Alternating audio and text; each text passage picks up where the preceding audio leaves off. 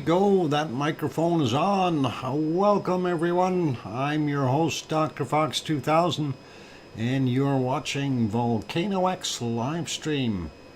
And Sue says, I hear you. That's awesome. And thank you very kindly, Grandma B, for that wonderful $5 super chat. That is awesome. I really do appreciate that wonderful support. And that is very kind of you. Thank you very much. All right, so hi to everyone in here. And let's hand out the cookies first to the first person in today, and that was our wonderful Sue Hayes, who managed to get to the right place at the right time. And there she gets some cookies. And that is awesome. First person in. There you go.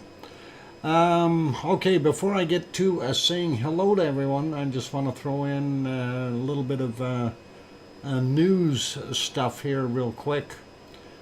First off, a large 6.0 quake about 100 miles or 160 kilometers off the northern area of Vancouver Island happened today at what was it, 9:54 a.m. and depth of 7.3 kilometers. So that is something that is fairly close to populations, but not that close. I mean, it's still 100 miles away. And that's still pretty good, but still it's very close considering it's a 6.0 that was very shallow at 7.3 kilometers down. One of the things that of course we checked right off the bat was, did it cause any tsunamis of any type? And no. And we'll get into explaining why that is in a minute.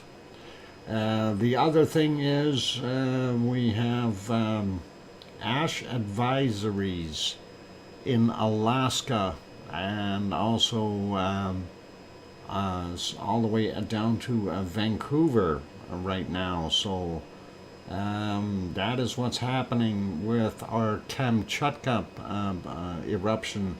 Shivelish has dumped all that ash out, and we'll show you the areas affected pretty quick.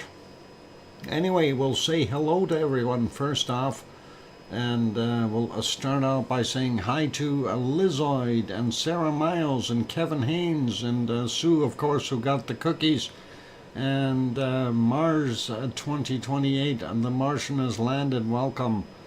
Johnny Gonzalez also here. Hermione and Fluffy are here. Kevin Haynes, did I get you? I hope so. One Fish 26 there as well. And Grandma B starts things off with that wonderful $5 super chat. Thank you very kindly, Grandma B. Do appreciate that wonderful support. And going up a little bit more, Pamela Moncure is back. Welcome, Pamela. Dan is also back. Welcome. And scrolling up, looking for more names. A lot of chatty people in here. Let's see. Kathy is on board. Aloha, Kathy. And let's see, who else we got? One Fish 26. Who's grinning. He's probably seen the secret volcano and already figured it out. That's why he's grinning. But I'll see that when I go back down to the bottom there. Anyway, let's see. Who else we got in here? Janice, of course, came in and said, too tired, got to go to sleep. Good night, Janice, and thanks for dropping in and giving that thumbs up anyway. That is awesome. And I am up as far as I can go at the top. I don't see any others. We do have only a few people in here today, actually. It looks like 21, so a little lighter day today so far. And it is a Thursday, of course. Sophie just got in here. Welcome, Sophie. Glad to have you on board. And let's see, who else we got? Tom, Dice, and Pepper. Hi, all. Just got to the cabin. Excellent, Tom. Glad you made it up there safely. And good to have you on board. Okay, so yeah, let's just kind of take a look at a couple things here real quick. First off, I'll turn off the lava flow. Get rid of the big banner and get rid of the we'll pause that lava for now, I guess. There we go. All right, popping over to the earthquake map just for a short minute and showing you where that earthquake is. And there is Vancouver Island. Bob is down here somewhere, about 250 miles away, or roughly 400 kilometers. The distance here is roughly 100 miles or 160 kilometers to the western portions of the island. It did happen on the Juan de Fuca plate. This is a slip zone area and not a subduction area. This area is a slip or transform, if you will.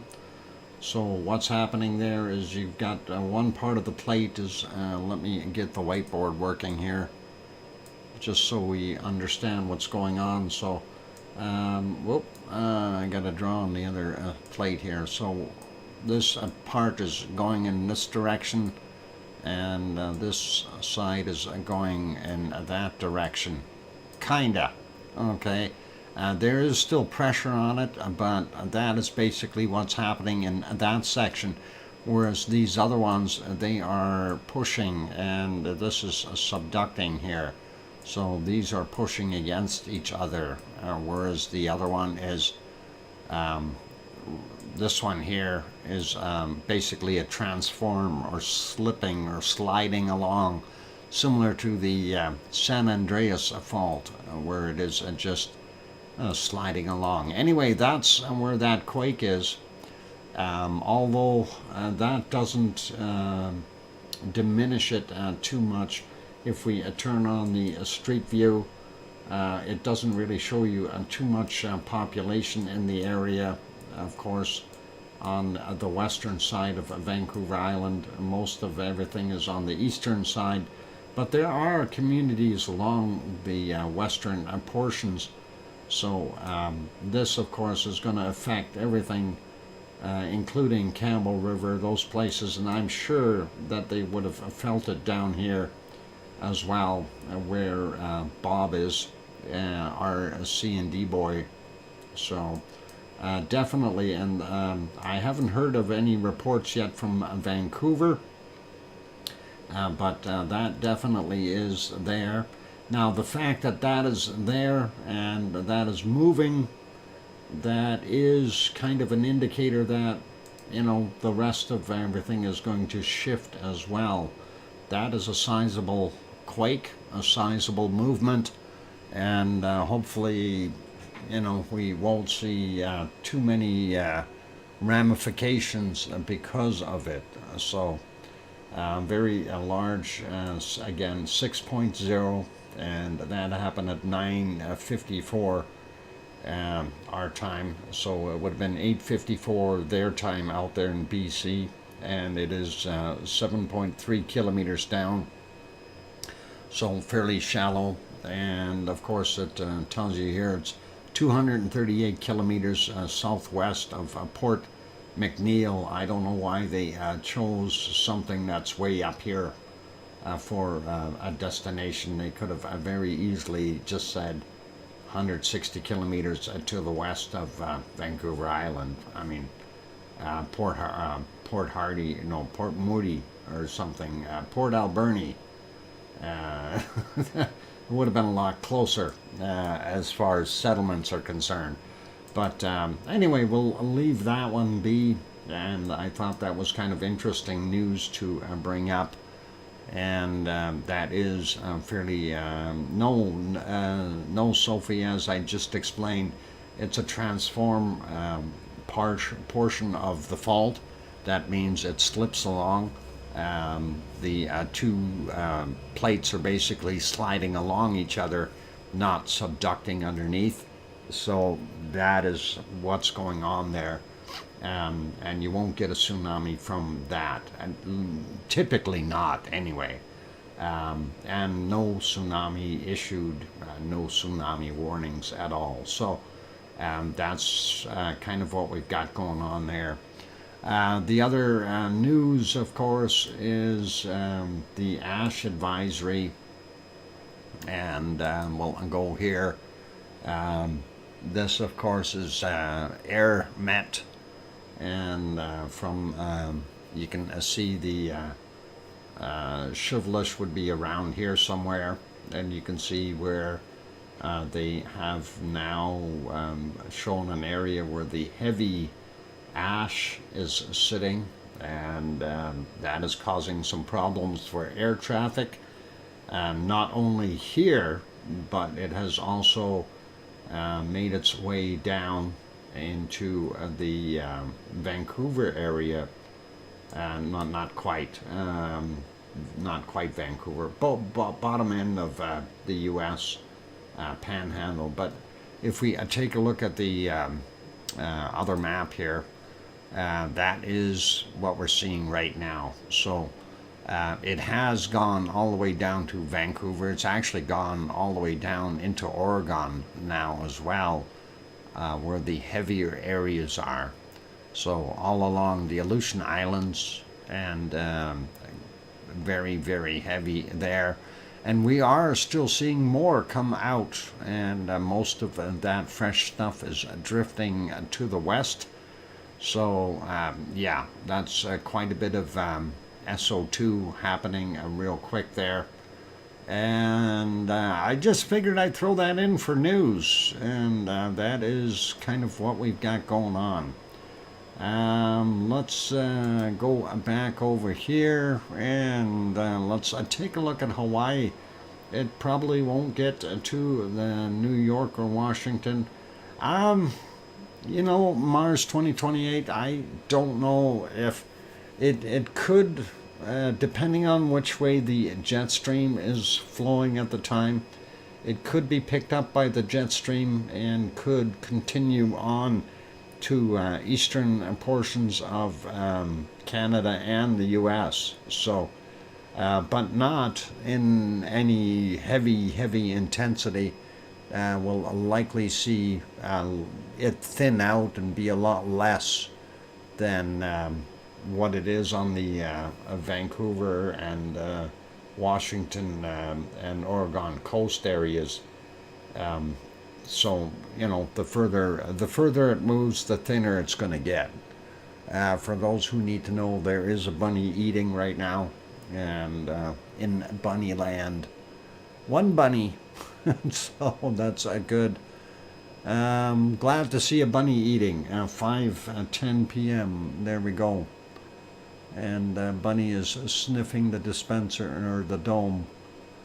Oh, it's almost time for me to put water out for those guys, because the snow's all gone. They need some kind of liquid pretty soon. Anyway, I wonder if it will color your sunsets. Yep, it certainly will. So you can start to expect definite sunset changes in places down to the southern end of Oregon already. If you're on the western coastlines, Dr. Fox, are the Seattle and Vancouver airports open today? Yes, they are. As far as I can tell, they are still operating. I haven't heard of anybody shutting anything down as of yet. But there are reports that there is some ash in the air. It's not as heavy as it could be. I know in Alaska they definitely shut things down for a while because it was just too much. So if you've got flights going to Alaska, consider rebooking it if you can. And let's see, what else we got on the go? Well, let's just start out with our wonderful volcanoes around everywhere. We'll start in Hawaii, I guess, since we're kind of on that screen. I just wanted to recheck something here. No, my Semaru TV still not active. I wonder what happened to their channel. All right. Maybe they're on holidays. And let's take a look and see if I can find where my Hawaii went. Hawaii, where'd you go? Oh, I found you. All right, Hawaii, here we come. We'll turn that off. There is Hawaii, our Helemaumau crater. Welcome, Layla. And we can see it is continuing to do exactly what it was doing. We got a big raindrop sitting there on the screen, or on the camera lens. And really only more off-gassing. It still hasn't dropped or collapsed or anything like that. So that is kind of what I'm just hoping is not going to happen, but you never know. You never know. Anyway, that is what we see there right now, so that is okay. Quick look at some of the other cameras. Going to refresh this shot. Oh, Fort Lauderdale Airport in Florida is closed due to flooding. Wow. Anyway, this is the southeast lava pond. As you can see, the central vent. Really nothing new or changed in there. It's all still looking like a wasteland. Someplace you don't want to be, especially down on the floor areas here. It could break through and create some problems for you. The B1 camera, that was yesterday's shot. Let's have a look at the new one there, and there it is. Still looking intact, still very ripply as far as the contour is concerned, and I don't see any deformation or a drop in the center here anywhere, so we know the lava or magma is still underneath there. And let's take a look at the thermal, and we'll do a refresh on that so we get today's. And there is the thermal shot for today. No glows whatsoever are there from the southeast lava pond, from the central vent, from the west lava pond, and nothing from the west vent. And we do, however, still see our wonderful little hot spot that's been sitting there, and it does still glow very brightly. So kind of makes some guy wonder what the heck is that about. Hey Bob, welcome, a CND boy. Did you feel any shaking today? Tell us if you felt any shaking this morning. Just curious if you felt that quake that was there. That would be interesting to get a hands-on report, if you know what I mean. I did not feel it, Doc. Okay, so I was in my truck. Uh-oh, that could have been the problem. That truck rides pretty rough. Anyway, that's all good. Yeah, nothing like hitting potholes, and then yeah, it's what it is. Yeah. So okay, that basically tells us that it wasn't that bad down there, and that is about 250 miles or 400 kilometers roughly from where C&D Boy is. So that's little distance away. It didn't quite get that far. And the other thing, as I mentioned here, the intensity, of course, because that's a transverse area where it's basically slipping or sliding along, one plate sliding along the other plate. it's going to be less than having something that is subducting or doing a direct kind of basically a headbutt, if you will, against the plates against each other. So that is, I think, the good part about it being transformed that way, sliding along, creates less energy as per se, and transmits less through the ground. But all cool. Anyway, that is our stuff for Hawaii. Let's go over to our wonderful Iceland and take a look there, see what's happening. And I'm just going to get those screens ready to go, and I'll pop it back on that one and pop over there. So that, of course, is the city of Reykjavik, and it is 11:18 p.m. there right now, and that is what we're seeing. So if we back up about 10 hours, roughly, give or take a bit, this is what it would have looked like if it comes on the screen. There we go. Wasn't too bad of a day from the looks of things. They do still have lots of snow up on top of the hills, so we know that temperature is still not that warm. But we don't have anything major down on the ground, no snow whatsoever. So you can see the snow line up there, so that's pretty obvious where the snow was falling, and definitely not in the city of Reykjavik. And let's go to our next one. We'll make that one smaller. And this one, of course, the shot of the regional airport. The other shot was just on this side that we were looking at. And of course, these cameras are both at the Perlin Center. This is about 10 hours ago here for this side. And let's see what we got. There we go. And that looked better. It looked pretty nice there, actually, with a little bit of sunshine peeking through, and some nice open area here. No rain. Looks like everyone probably enjoyed their day. Let's take a look and see if we can spot a sunset of some sort. I don't think that sunset was all that pretty today. That cloud did move in and kind of mess things up. Yeah, that would have been the sunset. Not that nice. It's okay though. We'll not worry about the sunset. Put that back to live, and we'll make that one small. Go to our next one. This is down on the Reykjanes Peninsula, and we can see the two towers, the two radio towers from the Navy right there, and the lights of the town of Grindavik, and of course the lights from our geothermal plant there. Let's go back about 10 hours there as well, and that should be right around here. Give us a better idea of what it looked like down in that region.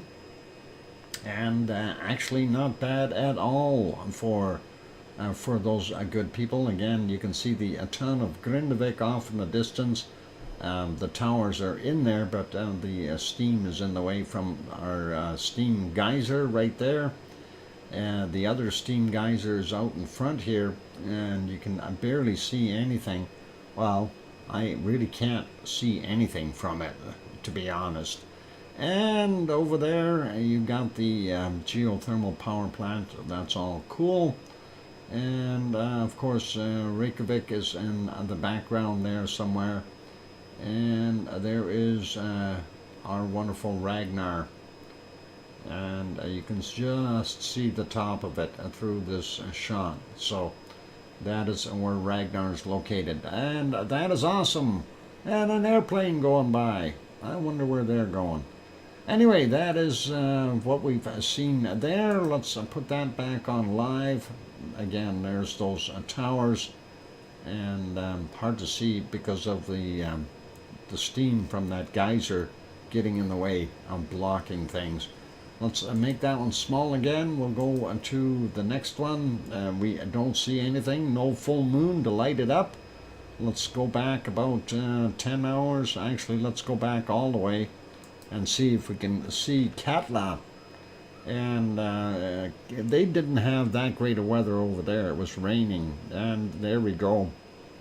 Yeah, I don't think we're going to see Katla today.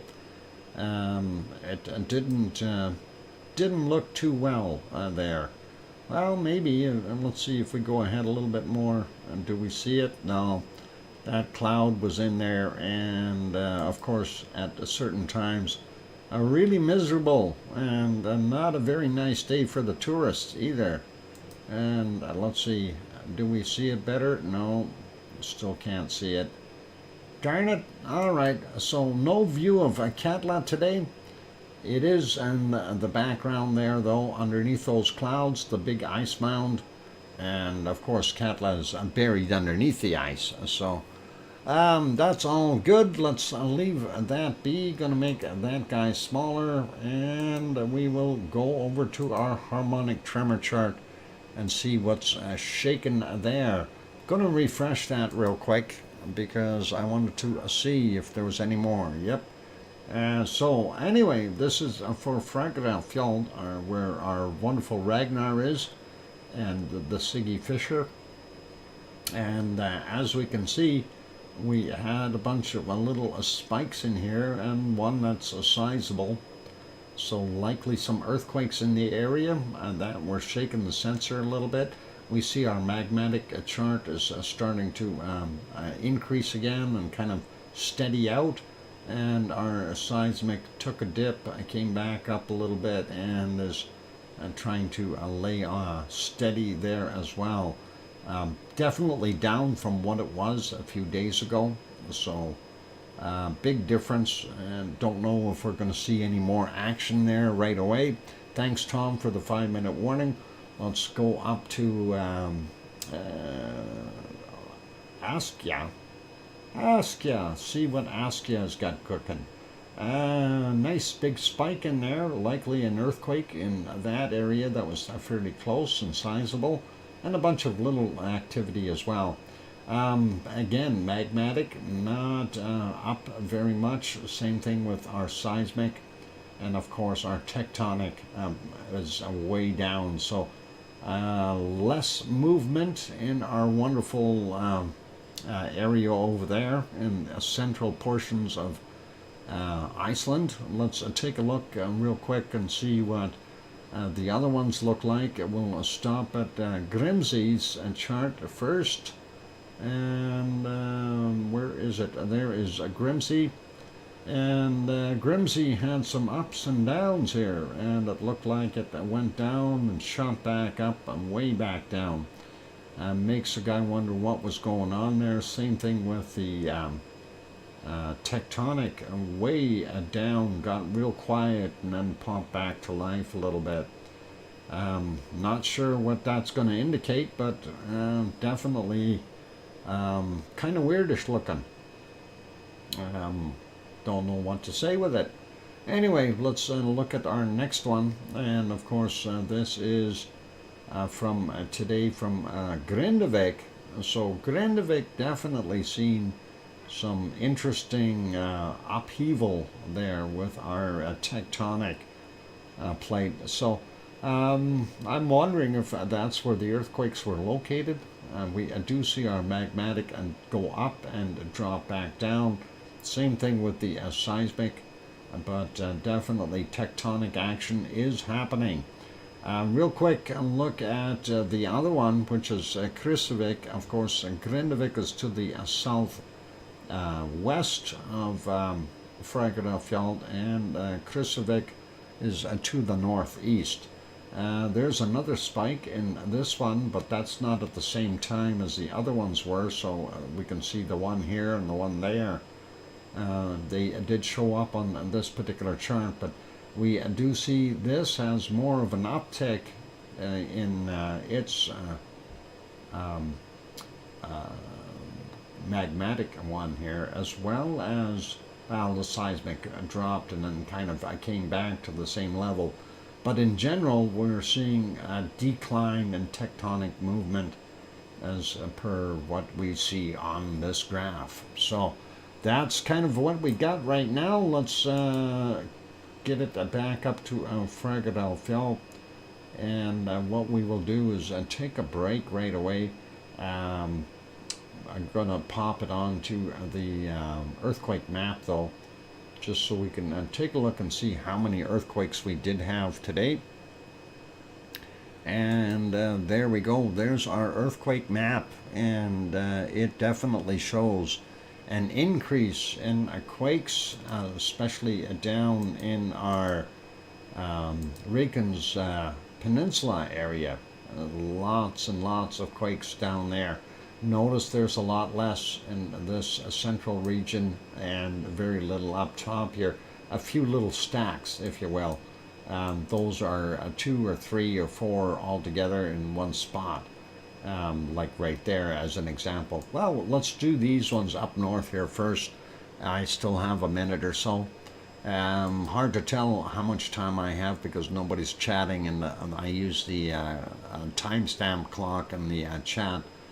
So anyway, 22:36 we had a 0.8, 9.2 kilometers down, and then we had a 1.41, 10 clicks down from 9 minutes after 1 p.m. And next one is from 2150. 0.8, and it's 1 minute now. Thanks, Bob. 7.5 kilometers down for that 0.8, and then we've got a 0.82, 10 kilometers down for that one. 5:47 is the time on that. The ones closest to Grimsby, there was 3 of them, and we've got a 1.25, 10 kilometers down, 9:09 a.m. Next one over is the 0.94, 10 kilometers down as well. 9:46 was the time on it. And then at 9:09 we also had a 1.4, 10 kilometers down there. So interesting. And then what's this little stack? Oh, that's just 2. 1.4 from 10:47, 5.7 kilometers down. And this one from 4:43 a.m. 0.83 in magnitude, 10 kilometers down. It is time for the break, so what we will do is after the break we'll come back and do most of our land-based or southerly quakes here. So don't go away. I'll throw you back onto some lava. Not throw you into, but back onto. There we go. Some people might get that wrong. And Mariano says welcome, and got to have, good to see you there, Mariano. Unfortunately, you're competing with the major Starship stream today. Oh, Starship stream? Are they going to launch Mars 2028? Are they going to do a test launch of that thing today? Because if they are launching, I'm going to cancel this stream. And we'll put on we'll get them on here. Might have to watch that on the other monitor or something. I don't know. Are they really doing anything with the Starship? I'm kind of curious. You got me curious now there, Mars 2028. I was looking earlier and seen them destack, but I didn't see them put it back together. I know they were working on things. I know they were twirling around Starship 28 in the hangar, but beyond that, I have no idea what's going on. Anyway, for those good people who are here, the few, oh, there's 28 of you, so that's all right. No worries. Enjoy this, and let's see. Not today, but they might get an FAA launch license today. Oh, that'll be good if they do get that launch license. Anyway, for those good people who are here, if you haven't yet hit the like button, please give it a quick bop and help us out that way, trying to hit that target of 100 or more.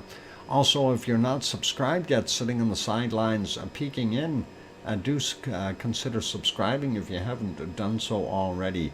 And don't forget about the bell so you get notified. Anyway, here comes some music. I will be back in 5 or 6 or 7 minutes. Don't go away. Thanks.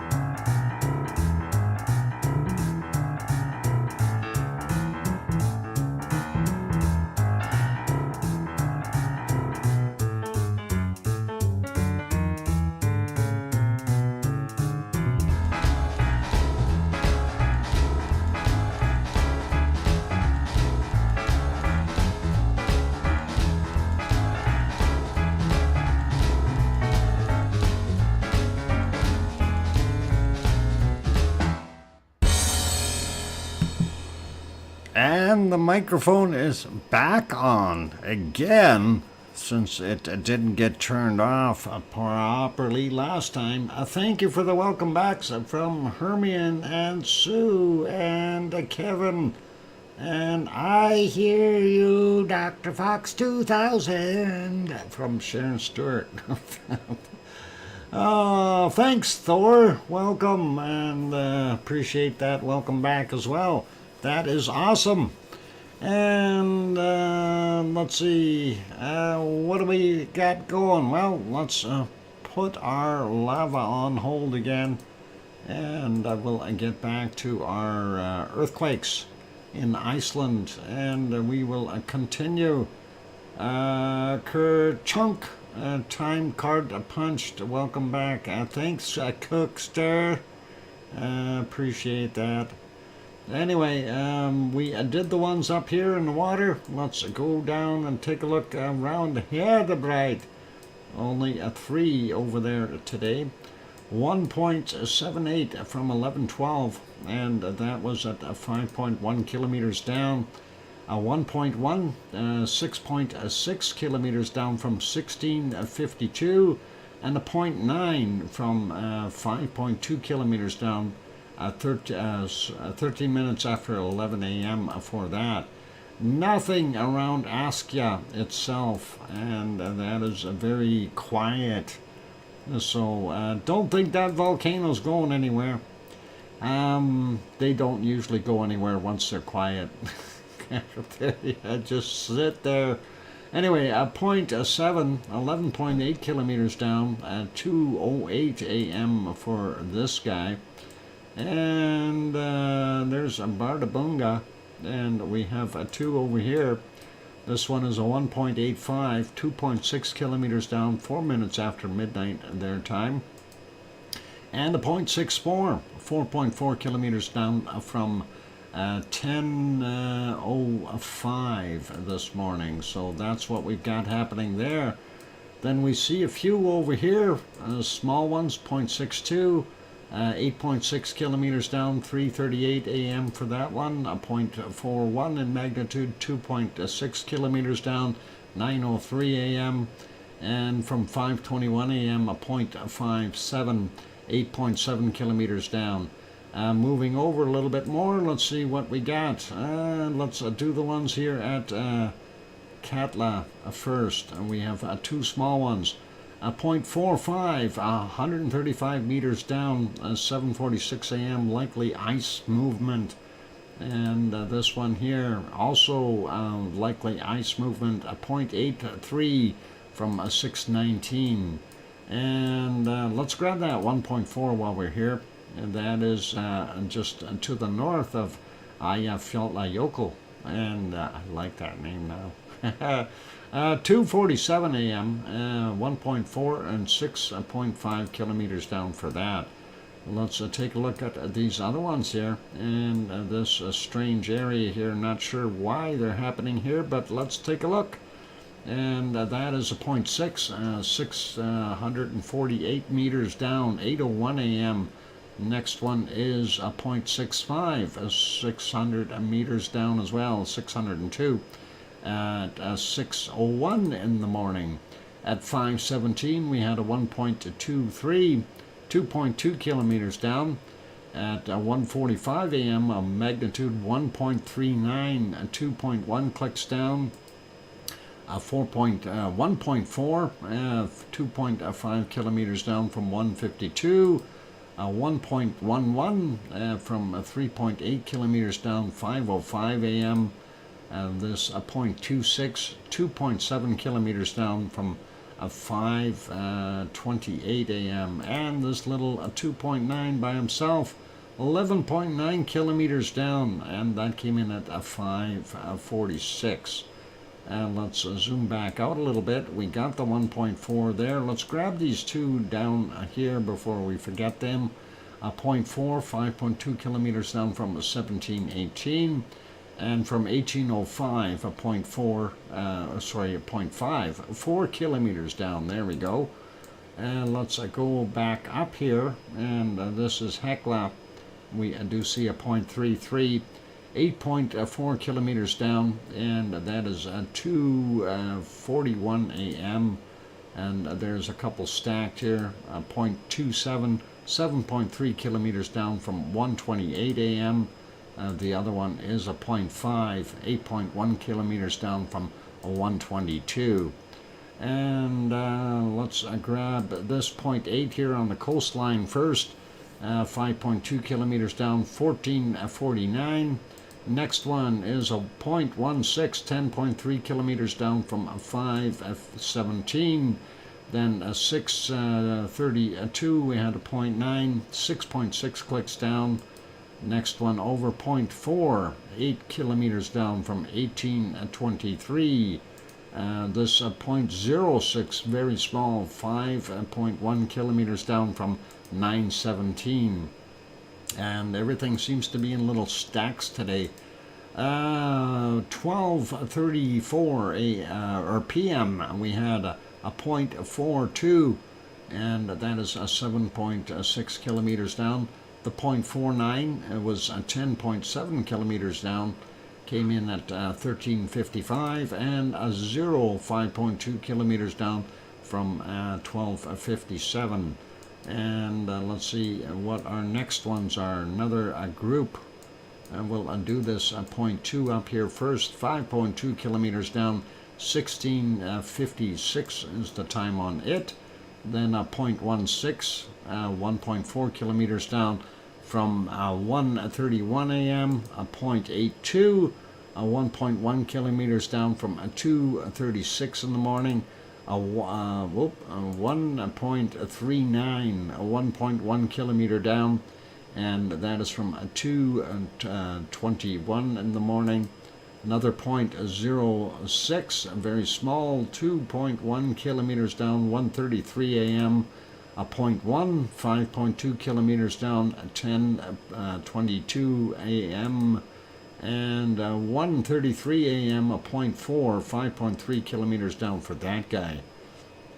Let's keep going. We're getting closer to our Reykjanes Peninsula.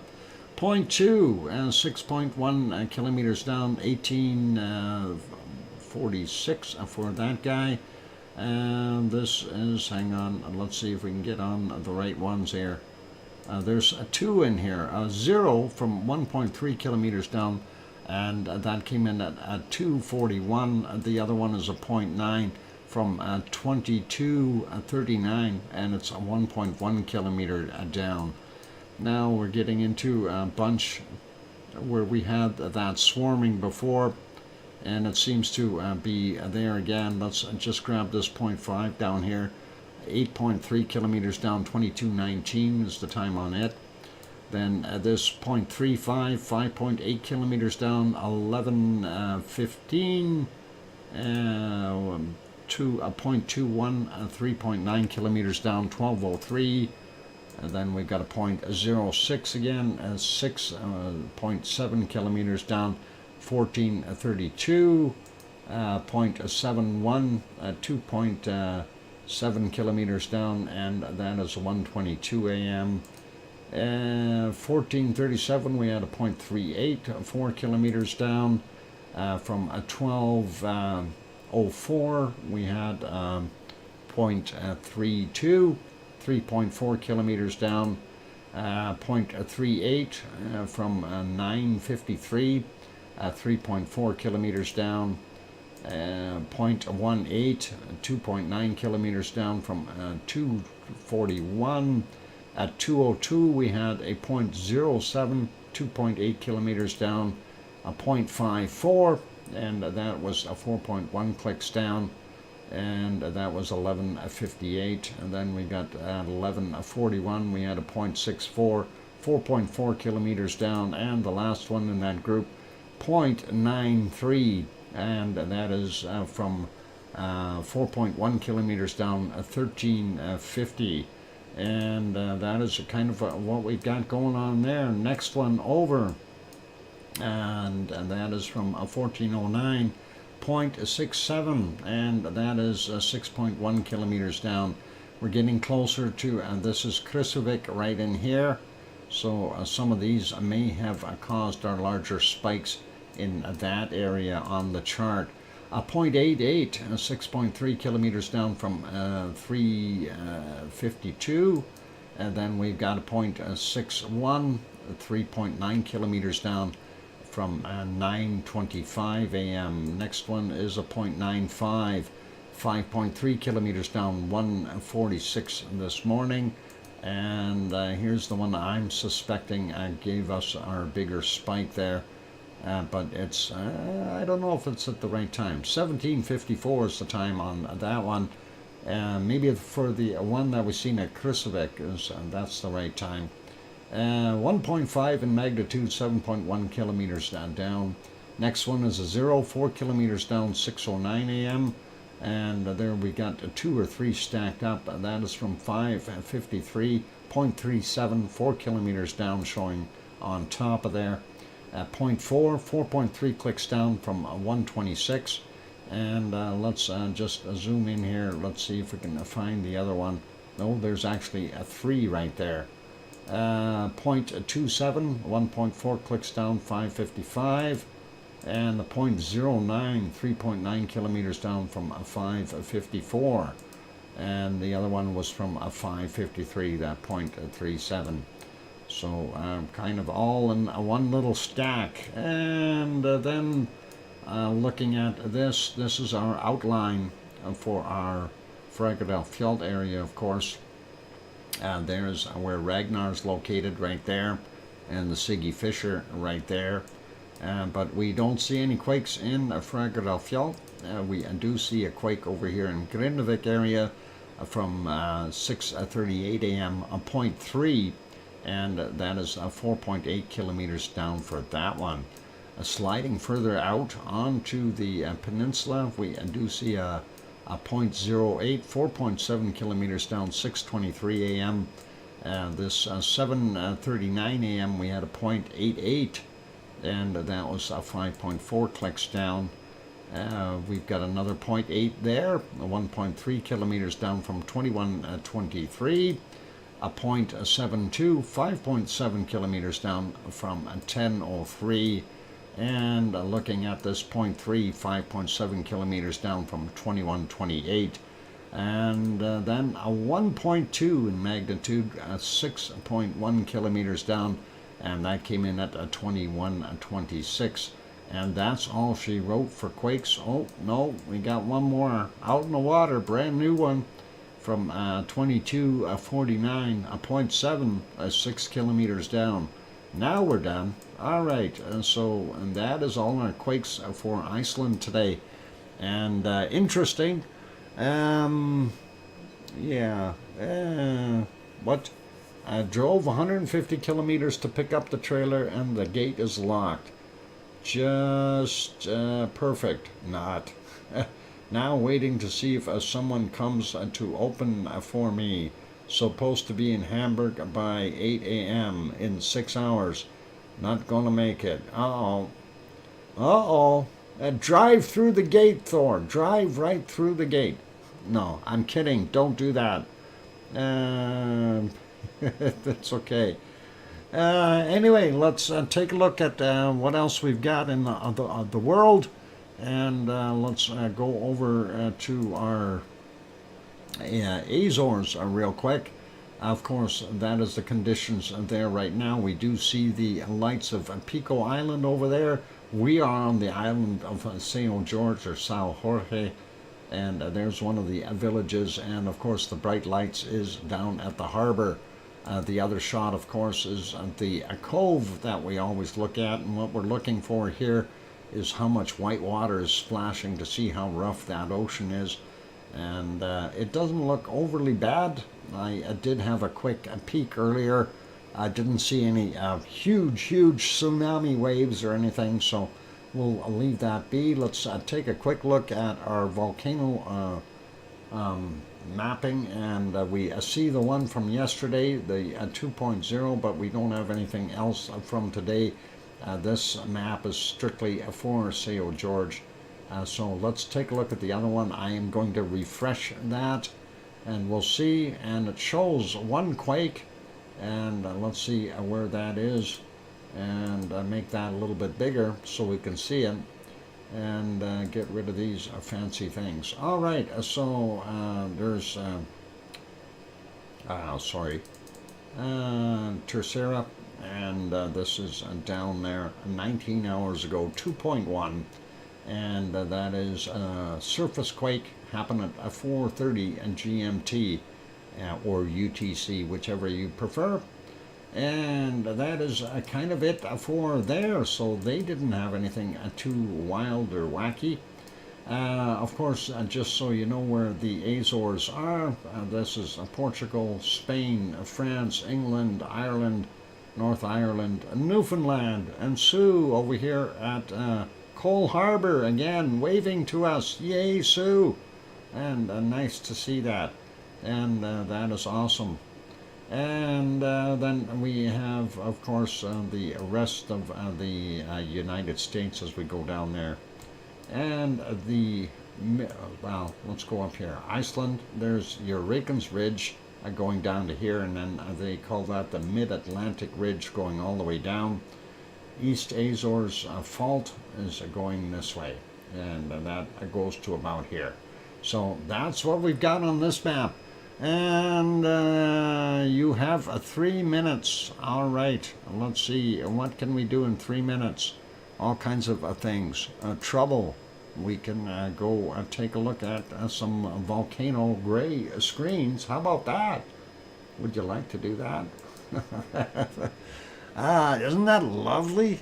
I love those wonderful volcano gray shots. We'll get the quality of the volcano gray a little bit better. There we go.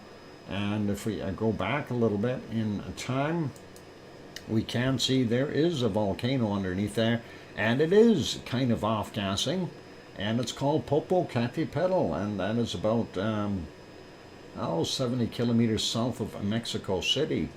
And here's another nice shot of it from 1438, and you can see it is definitely off-gassing. Still some snow on it, unfortunately, but that is the way it is. And when we go back further, it's really hard to differentiate between clouds and what's coming out of the volcano. This shot here, though, a little earlier, we see from at 11:50 a.m.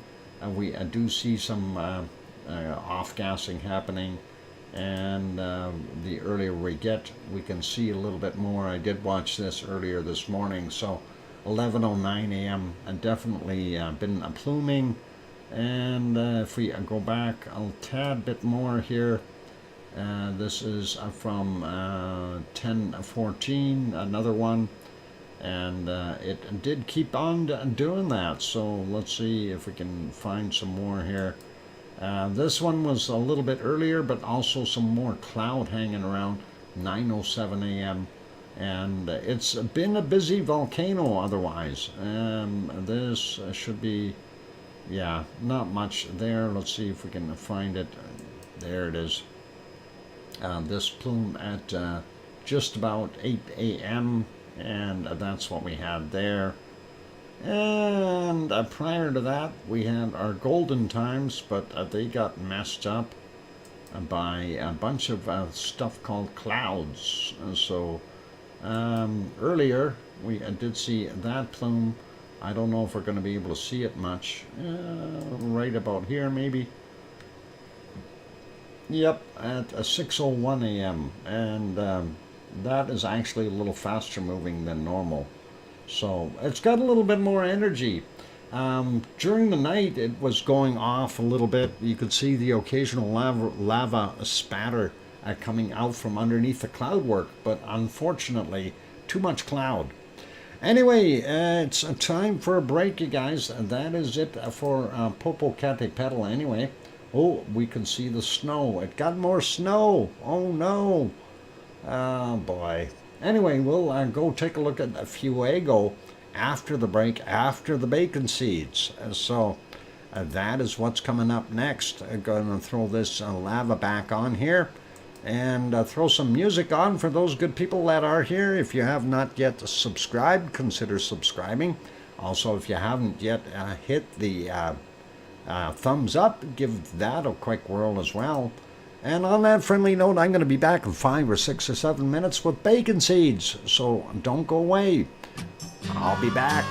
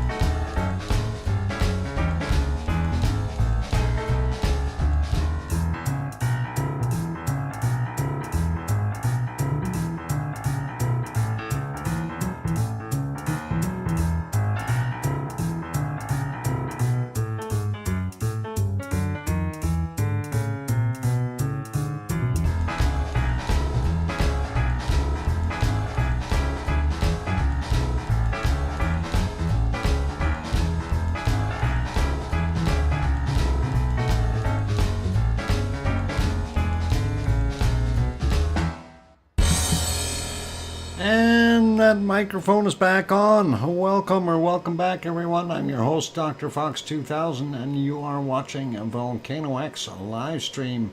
Even the cats are line dancing. Awesome. Thank you for the welcome back there, Mars 2028 and Sue Hayes.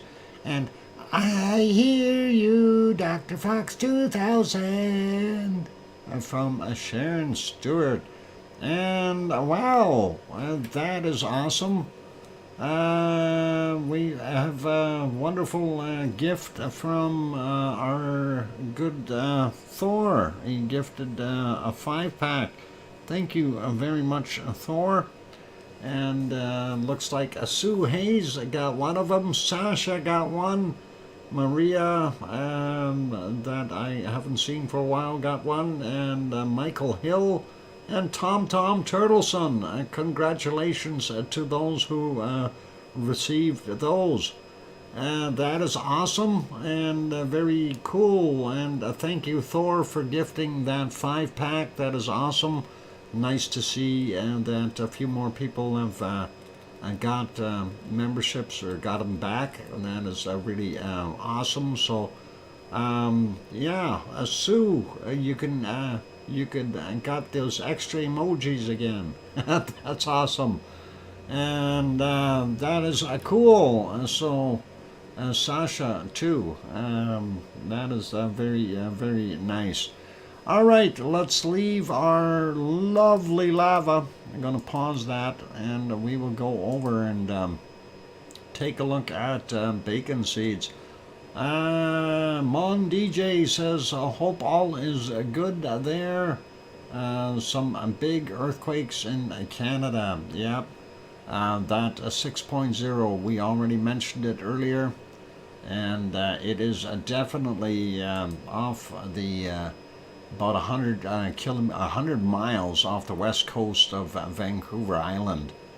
So that is where it is, 160 kilometers away from Vancouver Island. But Bob down on the other end did not feel it, and he's about 250 miles or 400 kilometers away, did not feel that. Anyway, let's get over to bacon seeds, and let's do that. And there is our last one from yesterday, and of course our wonderful Piggy sent us a bunch more. There she is. And here's the first one. Oh, look, it's a sleeping beauty. Flowers in the hair, or up beside the ear. And a sun tanning on a white deck. What more do you want? That is awesome. And smile on the face. And that is a wonderful bacon seed is having a nap. So I guess the thing is flowers in the hair, maybe? No, I don't think so. How about some weird headdresses? I don't think those are flowers. This is an alien pig. This pig is from Mars. This is a Martian bacon seed.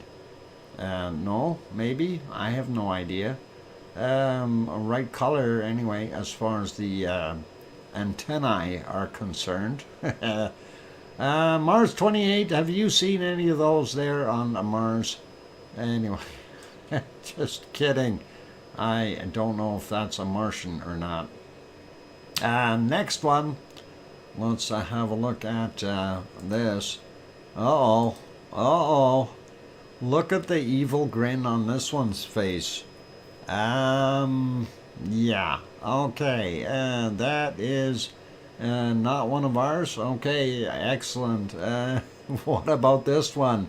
Is this one of yours, Mars? I gotta love that picture. Piggy, and what did you do? Yeah, that is absolutely incredible. It's the devil pig, and with a smile yet. So you gotta enjoy that. Next bacon seed. Uh-oh, here comes the queen. And this is the queen piggy with a smirk as well. And gotta love that. That is awesome. Nice to see.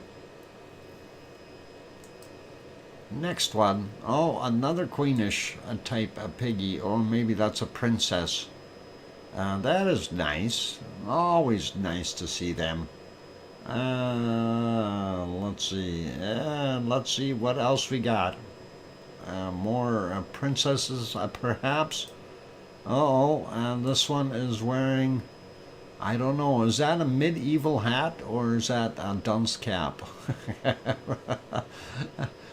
It looks neat though. It really does. It's quite tall. Party hat. Very likely a party hat. I think so. They like partying. And if you don't, this is what this piggy's response is. Gotta love that too. Sticking out its tongue. A way to go, piggy. And then what else we got? How about this one? Uh-oh. I didn't realize there were bunnies on here. Oh, wait, and that's not a bunny. I seem to see a piggy dressed up as a wabbit. And let's see what the next one is. And, uh-oh. Talk about big ears on this one. And they definitely look like rabbit ears as well. So that is pretty awesome. And let's see. We have one more bacon seed for today. And that will be... wait a minute. Something's not right here. Mars 2028. That is a very astute assumption of yours. You may be onto something. Those pointy medieval, medieval slash middle age princess hats were called hennings. Hennings. A cookster says hennings. All right, wearing a henning. Hennings. Anyway, one more wonderful bacon seed. Did that rabbit hatch out of the egg behind it? I'm wondering about that one fish. That is, I mean, it's plausible. When you've got a wabbit that looks like that, it's anything is plausible. Let's see our last bacon seed for today, and we'll take a look. And here's another one, and look at that. It's got to be an Easter wabbit. Oh, hang on, that's another imposter. That's our last bacon seed for today. And yep, some definitely some imposters in there if you ask me. And that is all cool. And that is all nice. Thank you very kindly, Piggy, if you happen to be listening and not sleeping. And really appreciate all those wonderful bacon seeds that you sent in today. As always, very good stuff. Let's get back to our next volcano, and that, of course, is Fuego in Guatemala. And there is a nice sunset and some black puffy stuff coming out of the volcano as it is floating away there in the very high white colors or clouds with a beautiful shot. So a mystery volcano. Oh, you want a mystery volcano? I had to show you this first. Oh, come on. Mystery volcano's no fun. Is it? This is a cool shot. I seen it on my screen. I had to do that. Okay, fine. We'll go to the mystery volcano. Let's see if we can find it. Hang on. Let's stop that lava again. Have to stop it. It starts automatically when you come in here. How about that? Okay, mystery volcano. There you go. And that is our mystery volcano. And what it is very cool. Fuego. And no, that is not Fuego, if that's what you were saying. This is a different volcano. And I had to hide things. I had to be a little more... I cropped the shot, put it that way. No, the previous shot, yes, that was a few ago. It was definitely nice. But this one is our mystery volcano. No, it's not Mount Etna. And one fish is even kind of wondering. I'm hoping that you're going to think it's a specific one and you'll be wrong. You'll think of one in Indonesia. And you may be wrong. So careful. Anyway, that is kind of a nice looking shot. And let's see. Yeah, I know what it's from, what year it was taken, and everything.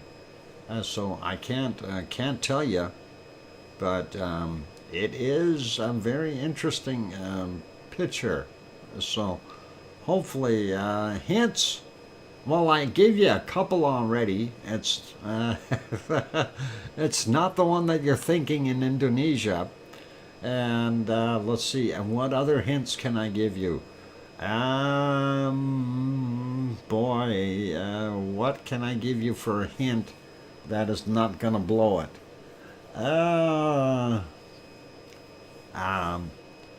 It's close to water. No, it's not Mount Shivelish. No. Tell us the continent. No, I'm not telling you the continent. CND boy. Congratulations, CND boy. You no, CND boy did get it. It is Stromboli.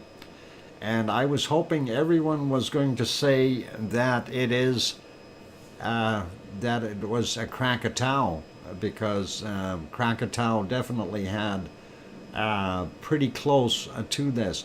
This is from August of 2014 at Stromboli. So, Bob, you get some cookies. CND boy gets cookies. Congratulations, Bob. And I'm glad that you guessed. Yeah, you got lucky. You guessed. There you go. And Kananaskis country is in welcome Kananaskis country. Anyway, there's that darn secret volcano. Let's go back over to Fuego. Admire the sunset. It's puffing some more from the vent. And I don't know if it's actually created another hole on the side. I've noticed a couple times that it wasn't coming up out of the top, but it looked like it was something on the other side of the volcano. And we're going to keep an eye on this thing, during the day and at night, of course, to see what it could be doing.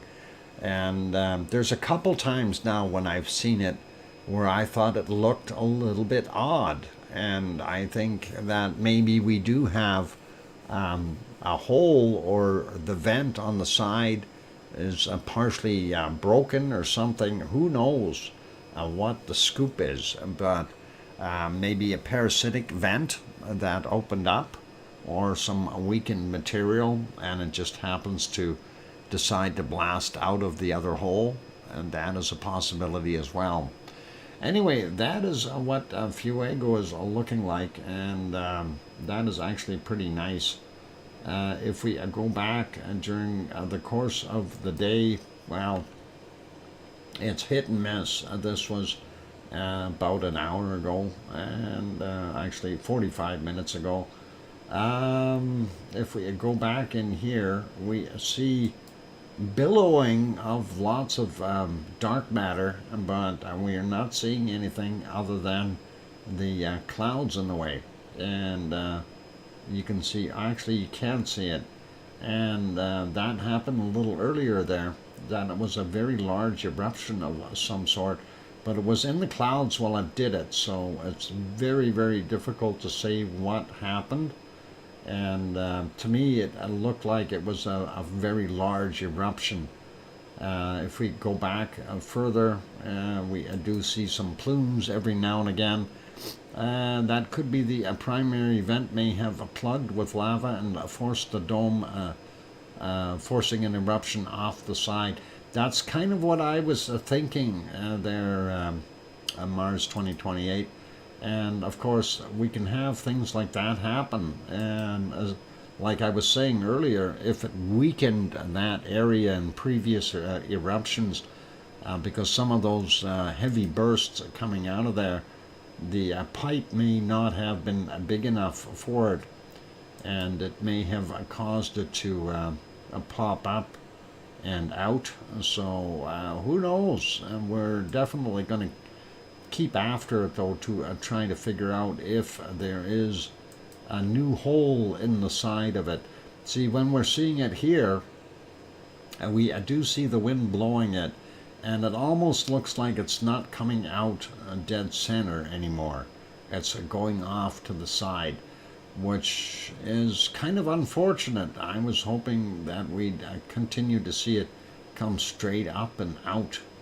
But a few regular eruptions, it'll rebuild itself at the top of the volcano and eventually be back to normal, I guess, if you want to call it that. And not that any volcano is ever normal in that sense. Anyway, that is what it was looking like there today, so that gives you a pretty good idea. Here's a little bit more of that wonderful sunset. Looks nice with those black plumes, and of course the beautiful sunset in the background. Very awesome, and definitely telling us that we're looking to the west, and that is what we've got in this particular shot. So that is cool. Let's go to the next particular shot here, and this is Messiah volcano. And finally, a shot that was clear enough that we could see the lava down inside the caldera. That is actually very good. I thank you, Hermione, for that 5-minute warning. So, yep, we do see the smoke billowing out as usual, but we do see that little arc down there, and that is the lava that is active down in the bottom of the volcano. Wow, that was the gorgeous, open a new screen for that. Tangerine sky. Okay. Well, you can definitely, for those, if you want, what we can do, here's the link for it. If you haven't taken a look at it, that is for Fuego, just so you can have a look. And so, yeah, we looked at this, and that is a pretty awesome. Messiah in Nicaragua, a little further south, down in Central America. And the next one is a quick report on Nevado del Ruiz. Nevado del Ruiz is doing things, so once I get rid of this, no thank you, maybe later. All right, Nevado del Ruiz volcano, Colombia, earthquake swarm continues. If we click on that, that gives you a pretty good shot at what it looks like on the 11th at 10:48 a.m. We do see some heavy off-gassing, and that is what's going on there. And let's see what the report says here. So, elevated seismic activity at the volcano continues. Earthquakes continue to be located at a depth between 2 and 4 kilometers at about 2 to 6 kilometer distance from the crater beneath the southwest area. Magma continues to squeeze through surrounding rocks and cracks. Cracks the crust, surrounding rocks, and cracks the crust, resulting in increased seismic energy. And at 5:03 local time, the strongest M1.3 volcano tectonic earthquake at 3 kilometers depth was detected. That's on the 11th, of course. And according to the SGC, an eruption released an ash and gas plume about 7.8 kilometers altitude and drifted southwest to northwest yesterday. So yeah, we'll likely see some more volcanic activity happening from there. So again, that picture, it's not bad at all, and you can definitely see the bad gas happening there. So pretty cool. Let's close that, and we will get on to, do we have time for our next one? Let's see. Well, let's get at it anyway. We'll see where we run out of time. And I need to get onto that screen if I can find it. There it is. Okay, I found it, but I need to go back to the other one and fix something up. And we'll do that. And that one is okay. This one is okay. All right. Got those fixed up, and we'll go back to this one. Yeah, that one. And we'll make that a little bigger so we can see it. All right, so that is the present condition of Merapi in central Java, Indonesia. As you can see, it's got a bunch of clouds hanging around, and hard to see what it was really doing. If we back up about half an hour ago, it was looking a little bit more clear with just smoke coming out of there. And let's see if we can make that a little bigger. There we go. And you can definitely tell smoke coming out. And if we go back a little bit further, this is just showing more of that wonderful off-gassing. And I'm trying to find some lava. I don't know if there was much. Part of the problem was there was a lot of cloud again during the night. There is a little bit of a lava right there, but hard to tell what that was doing. And let's see if we can pop back any further. I think it was in the clouds for the most part, so very, very difficult to see. And yeah, we're not going to see any more from it, so I'm going to put that back on live. And that is what the present condition is for that one. Let's go over to our next one, and that is a Taupo, and we'll make that a little bit bigger and bigger. And of course, a Taupo hiding underneath that big cloud, and very hard to see. Earlier they were kind of zoomed in on it, but there you can see it at 10 a.m. So that's what it was looking like. It is break time, and there they zoomed in. You can see some of that lovely snow on top, and of course that is what we had there. They did zoom over and look at some other cloud portions of it. Really not that good of a shot there with the cloud in the way, but hey, that's what it looks like. And that's what we've got. I just want to finish off this segment. I'm going to refresh this real quick and see what our Taupo, Taupo, the chart. Quiet, very quiet. Taupo is quiet. All right, let's leave Taupo be. Quick look at the caldera. For Taupo, that is the lake, of course. The entirety of the lake is the caldera, and that is pretty big. You can't see Mount Ruapehu. It's hiding in the clouds right back there.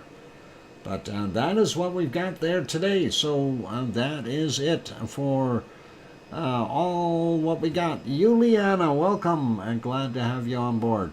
And it is a time for a break. So I'm going to go for a break. We'll put you back over on the lovely lava here Oh, and that is the secret volcano there. How about that? And all good, Juliana, thanks. And we'll go for a break now. So for those good people who are here, please do hit the like button if you're enjoying the show. Also, if you have not yet subscribed to the channel, consider subscribing. And on that note, I will be back in 5 or 6 or 7 minutes. Don't go away. Keep smiling, and we'll be back soon.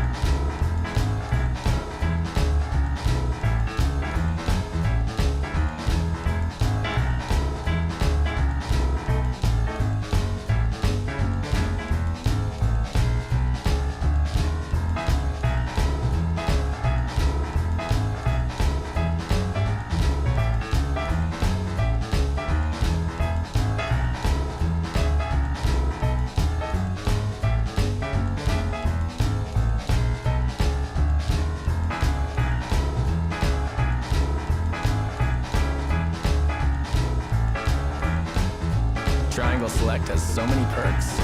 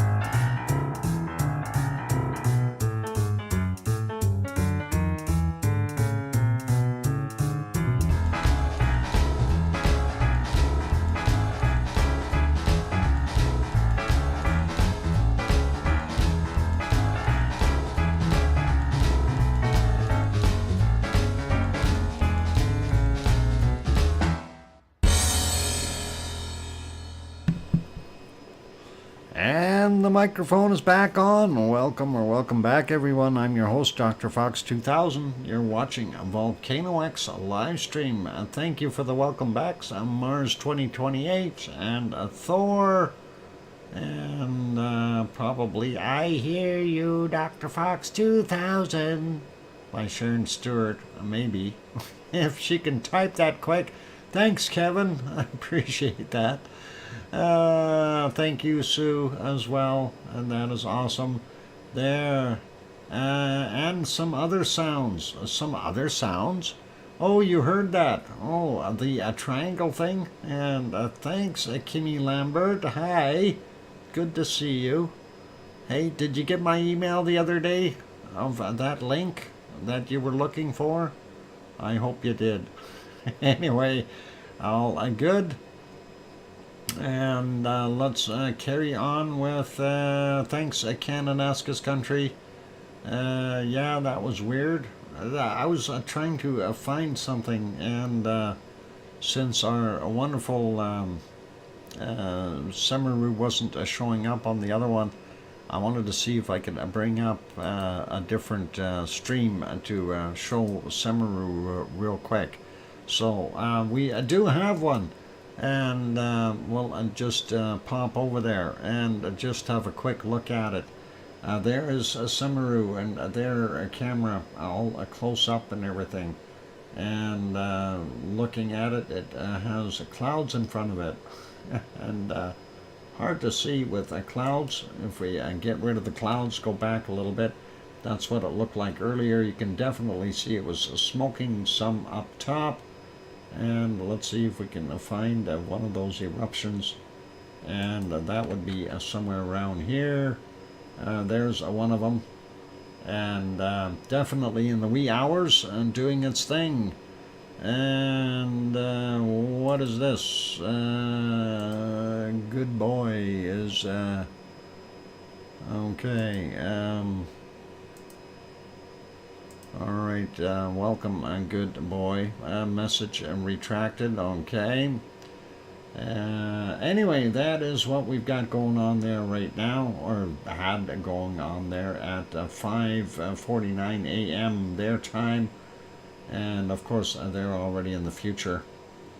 There we go. And that is what we've got going on there earlier at 4:37 a.m. and that looked pretty neat. And some quick flash going through there, and some lava. So that's what we've been missing out on, darn it. And I'm glad that is in there. And let's see what else we got happening. We had another one of those just a little while earlier as well, and that was Well, this one's still burning, so I don't want to change it just yet, but the other one is probably, oh, I don't know, 20 minutes earlier. I don't know if we can see that, but somewhere thereabouts. So that actually did look pretty nice, and I'm glad to see it's sustaining its little eruption there. That's kind of dying out now. We'll go back to the next one, and let's see where that started. If we go back a little bit more, see if it started with a bang or not. And yeah, kind of. There we go. There you can see it starting out. And yeah, it doesn't look very explosive, but it definitely is bursting somewhat. So very cool, and nice to see that. And awesome stuff from our wonderful Semiru. So we know it is continuing to do its thing. There were more puffs, but there were also times where the clouds were in the way. Don't want to bore you to death with anything, but it was nice to see that. If we go back, we did see some lava flowing as well. A little bit of a bacon, and this is a little bit earlier at 2:10 a.m. Let's see if we advance that just a little bit. 5 seconds at a time. You can see some different places where that lava is dribbling out of there, and yeah, I don't know if it's really going to do too much here. Yeah, it took a little while for it to get down the hill, so there you can see it, and that is a little bit better. And prior to that, it had a couple more of the small pops, but really nothing super outrageous. Earlier, we did see it looking, they were zoomed in even more. You can see the top of the caldera there. And let's see if we can back it up to about here. And let's see. Yeah, it's glowing nicely. We see a little bit of a lava dropping. And let's see if we can get it to the right spot here. There it is. That's what I wanted to see. It popped. So, yeah, that is a normal, oh, nice eruption up on the side as well. A little bit of lava throwing out there. So that is pretty cool. And we like that. And that is awesome. Anyway, that is what it was doing there at Semiru in East Java. And this is a Mass Ben 77 official channel. And that is pretty awesome to see. So, very cool. And lava is nice. I like it. And we like lava. DJ Puff the Third, welcome, and glad to have you on board. And oh, another flash. So it's flashing us. Anyway, let's leave that be. And I think that was about the best one out of there.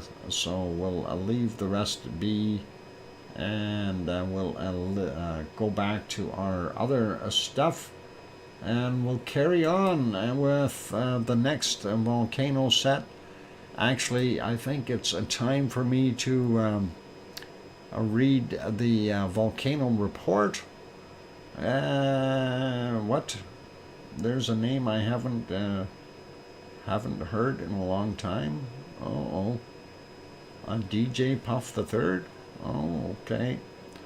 Let's leave it there at, let's get on the close-up view. Why are we looking? We're looking for the ice cream boat. It's raining there.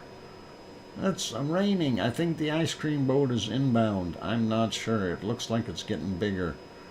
Looking at our close-up view of Sakurajima. we can see it is definitely smoking a lot more than what it did yesterday. We do see all three vents are active. But I was going to read the report, so let's give you the volcano report. Now that Sue is back, she sent this one in. Anyway, for today, Thursday, 8 volcanoes. So Suwanosejima, Japan, volcanic ash emissions to 8,000 feet or 2,400 meters, reported at 15 minutes after midnight. And then again at to 4,000 feet or 1,200 meters, reported at 12 noon. Popocatépetl in Mexico, occasional volcanic ash observed, emissions observed to 22,000 feet or 6,700 meters, reported at 30 minutes after midnight. And then occasional volcanic ash emissions to 20,000 feet or 6,100 meters at 12:30.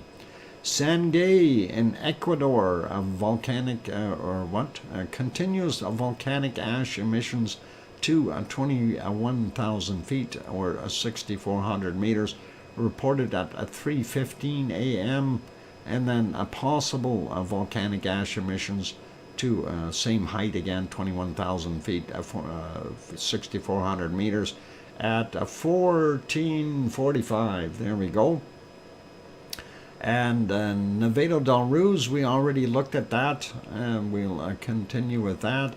And Shivalish, Kamchatka Peninsula in Russia, ongoing eruption of volcanic ash continues, and it's a little less than what it was before, but this is now getting up to 32,000 feet or 9,800 meters, reported at 5:30 this morning.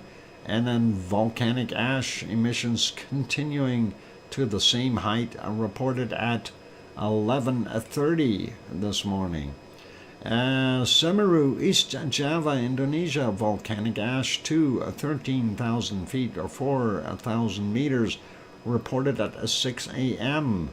Reventator of light volcanic emissions to 14,000 feet, volcanic ash emissions that is, or 4,300 meters, reported at 10 a.m. Sabancaya in Peru, continuous ash emissions to 24,000 feet or 7,300 meters, reported at 11:30. And thank you, Sue, for sending that in. Muchly appreciated. And let's see if we get a close-up view of the wonderful crater. And that is what we are seeing there. That's our close-up. That looks gassy. It really does. It looks gassy. Don't breathe the gas. That's not good for you. Let's see. It's nice to have you back for sure. We missed you. Oh, DJ Puff. Yeah, DJ Puff the Third. You got the new message. Just send cash to the lava workers. They'll be okay with that. Let's leave that one be. We'll make that smaller. This one as well. And it is raining there, so not good. And of course, we're waiting for the ice cream boat. That boat must have been leaving. We'll see if the other one shows up by the time we get this done. And looking at this, of course, with it raining there, it's really hard to give any kind of a decent report since we have a real hard time telling what's coming out of the caldera and what's not in this particular shot of Suwanosejima. And that's down south of the main body of Japan. And that's what we've got going on there. So very, very hard to tell what is actually coming out. And that rain cloud, that could partially be eruptive activity as well. And so hard to tell. And I don't want to guess. It's just, we don't know what's actually going on. likely continuing to off-gas, but with conditions like that, it's virtually impossible to tell what's what. Next one, this one we can definitely tell what's going on. We've got some fog on the hill, and we do see some off-gassing from ASO. And ASO is definitely going to get some rain pretty soon too, by the looks of the clouds in the background there. This, of course, is live. It's not off-gassing as much as it was previously, so I'm wondering if it's running out of water in that caldera. If we look earlier, it was a little less cloudy, but also a little darker. And again, not that much of that material coming out of there, and this is during sunrise, so very hard to tell what's going on there. You do see it, but it's difficult to see it. And this is just before the sun got up there. So that's what we've got going on there, and it is still pluming out some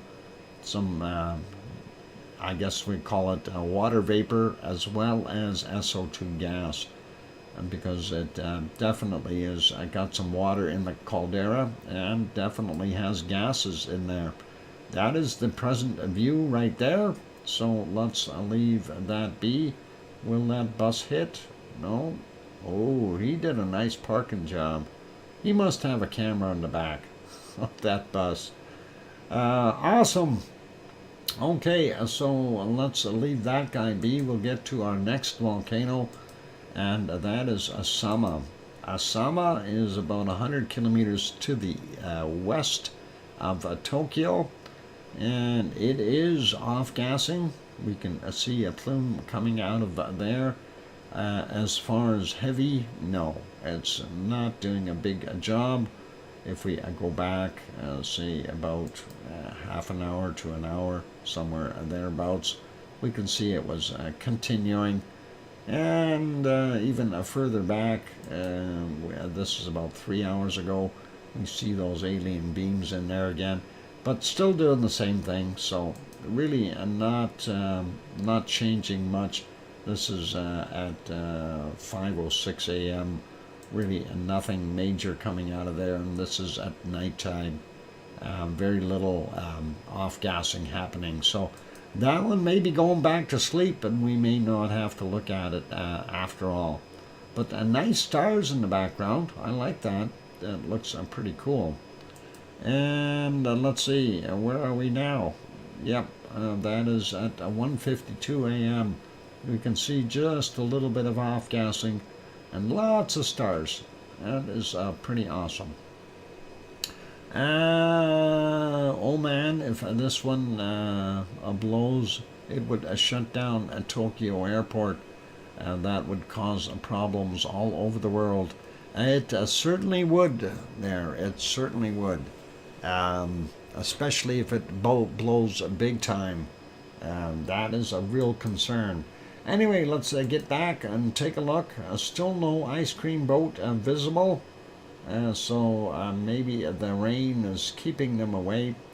We will get back to our ice cream boats in a little bit. Let's take a look over at Yellowstone. And look, it's bright. And there is Old Faithful. I don't know if we caught it before or just at the beginning of the eruption or after, but that is what they're poking at or peeking at right now. That is Yellowstone's wonder there, and that is Old Faithful, and that is pretty awesome. So I'm very happy they got that camera going again. And it looks like they had fresh snow there for some reason. It looks like those trees are all dusted with new snow again. That must have just happened today. I didn't see that yesterday, so I think it must have been a fresh snow. Matter of fact, I think it might still be snowing a little bit there now. VolcanoX, the anime? You never know. you never know. But that is what we've got. So Yellowstone, of course, and for those who haven't gone to that site, they do have this stream embedded in their website, as well as photos of camera shots, I should say, of a bunch of the other vents as well. And there are over 500 active steam vents there, geysers in Yellowstone National Park. So definitely worth a while to peek at it and see what's going on. And by the way, for those who need to know, your ice cream boat is just arriving. So we'll go back to Yellowstone in a second. But that is the ice cream boat right there. So by the time you get down there with your umbrella, you can get your ice cream. And Arliss Scott, welcome. I'm glad to have you on board. And let's see. Get back to Yellowstone. I want to see if this thing's going to pop. Kevin Haynes, welcome back. And all cool. And let's see. Is it or isn't it? I don't know. It's always tough to tell. Oh, yeah, it might not. Anyway, I'm going to go for a break, you guys. It is time for a break, so please hang in there. Actually, I'll leave it on here for right now. If it looks like it fizzles out all the way, I'll put it back on the wonderful lava. But we'll leave it right here for right now. It should be popping pretty soon. And we'll go from there. For those who have not yet hit that like button, give it a pop. Also, if you haven't yet subscribed to the channel, consider subscribing if you feel we've earned it. On that friendly note, I'm your host, DrFox2000, here in Edmonton, Alberta, Canada. About, 800 kilometers north of this thing. Around 550, 600 miles. So when it blows, it shouldn't be too bad for me. Anyway, I will be back in 5 or 6 minutes, and don't go away. Keep smiling. Hit the wonderful like, and if you want to super chat, you can super chat me $2 million. That'd be good. I would like that. Anyway, I'll be back. Don't go away.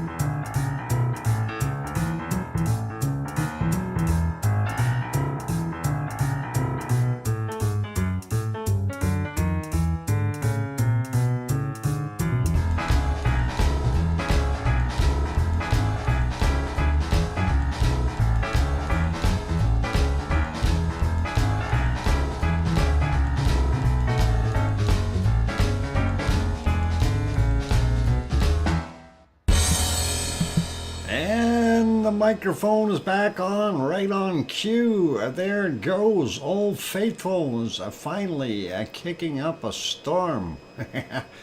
And yes, thanks Kevin Haynes for gifting that one membership. That was awesome. And who was it? Tony from Maui. I got it. So awesome to see that. Haven't seen Tony in here yet. I could be one of the ones lurking. All good. Thank you for the welcome backs from Cananaska's country, as well as Sue Hayes, Kevin Haynes, and I hear you, DrFox2000, from Sharon Stewart. That is awesome.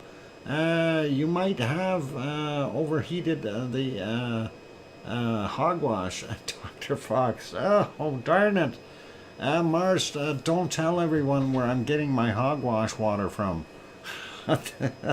It's therapeutic. Just, mineral water. Mineral water. Anyway, that is awesome. Still nothing yet asked ya. No. Kevin, don't hold your breath. Ask ya is not going to do too much. Heidi, hi, campers from New Zealand, Blair Hinton, and Blair Hinton from New Zealand. What the heck are you doing in New Zealand? All okay there, and hopefully you're having a wonderful day down there in New Zealand. I hope it's not raining anymore. It was raining kittens and puppies there from the weather report yesterday. Actually, on the South Island, anyway. I don't know about the North Island. Anyway, just got back from a trip to Japan. Oh, that was raining there too. No rain at the moment. Oh, awesome. That is good, Blair. Excellent. Anyway, right now on screen is, of course, Old Faithful at Yellowstone National Park. It's just kind of winding down its little eruption there, and we thought we'd show that one since we haven't seen it plume for a while. So, all good. Anyway, it is time to get over and start looking at our earthquakes for today around the world. So let's do that and see what we've got. We'll leave Yellowstone National Park in Wyoming alone there, and we'll go over and see what our earthquake map is doing. So let's go over there. There we go. And of course, we already talked about it, that very big 6.0 off of the coast of Vancouver Island, approximately 100 miles or 160 kilometers as the crow flies to the nearest spit of land. So that's where we see it there. And of course, Bob, our C&D boy, is down here. He did not feel it, and that is a 6.0. And that happened at 9:54 a.m. Our time, so it would have been 8:54 a.m. Bob's time, and that is 7.3 kilometers down. There was no tsunami, and the reason for no tsunami is because, as I explained before, this side of the plate is moving this way, the Pacific plate, and the Juan de Fuca plate is technically moving that way, so that makes this a transverse fault, and we in this area anyway, so we don't get any potential for having tsunamis. If it was over here, then we would definitely have a possibility of a tsunami of some sort, because that's pushing plate against the plate, and that would definitely happen. So that is pretty good. No, it was an organized tour. I went to Fuji. Fuji? Did you take any pictures? Anyway, let's take a look at our earthquakes. Of course, I'm surprised we don't see more quakes there on the Kamchatka Peninsula. We are still seeing a few little tremors there at Tanaga Island, and really nothing major though. And moving on and looking around, we don't see anything big up in the Aleutian Islands or in Alaska. The biggest thing, of course, is that 6.0 off of the western Canadian coast, and that is actually on the Juan de Fuca plate, and that is some movement that will, it's likely the Pacific plate pushing up against the Juan de Fuca plate, causing it to move a little bit, and that could have repercussions through the rest of these faults down here as well. So very interesting to see that, and hopefully we'll not have to worry about anything for a while, but that is sizable. And then you see this one here as well, and this was another that had no real concern of tsunamis, because again it's kind of a transverse issue where the plate is moving this way on this side, and technically it's moving the opposite direction on the other side, so they are sliding along each other. If it was here along this area, they're pushing against each other, which is different, and you'll could get potential tsunami. Anyway, don't see anything else major going on until you get down here to just the very top of the Imperial Fault, or sorry, the part where the Imperial Fault starts, basically. And that is a 4.9. It's Mexico, and they call it La Riviera area. And that's from 11:20 today, 10 kilometers down for that one. We also see another quake down here, and this is San Francisco del Mar Viejo, Mexico, and that is way down there. Yesterday's at 21:14, 58.6 kilometers down for him. Don't see anything else in the Central American region, and nothing till you get down to Chile, 4.5, and that is 2:18 a.m., 105.8 kilometers down for that. Nothing over here in our wonderful South Sandwich Island area. And speaking of New Zealand, yep, nothing. You got no quakes, Blair. You're okay. But they do have some quakes over in the Fiji area. We are seeing this one, 4.3, 1:09 a.m., 5:20 a.m., 520.8 kilometers down for that 4.3. And the next one, 4.3 there at 5:57. That's only 393 kilometers down for that one. So those are there. Moving over here, we see Papua New Guinea 4.4. Yesterday's at 20:07, 166.9 kilometers down. Then we see two right close to each other, 4.9, also Papua New Guinea from 1950 yesterday, 10 clicks down. The other one is also a 4.9 from 2017. Definitely different times, and 10 kilometers down for it as well.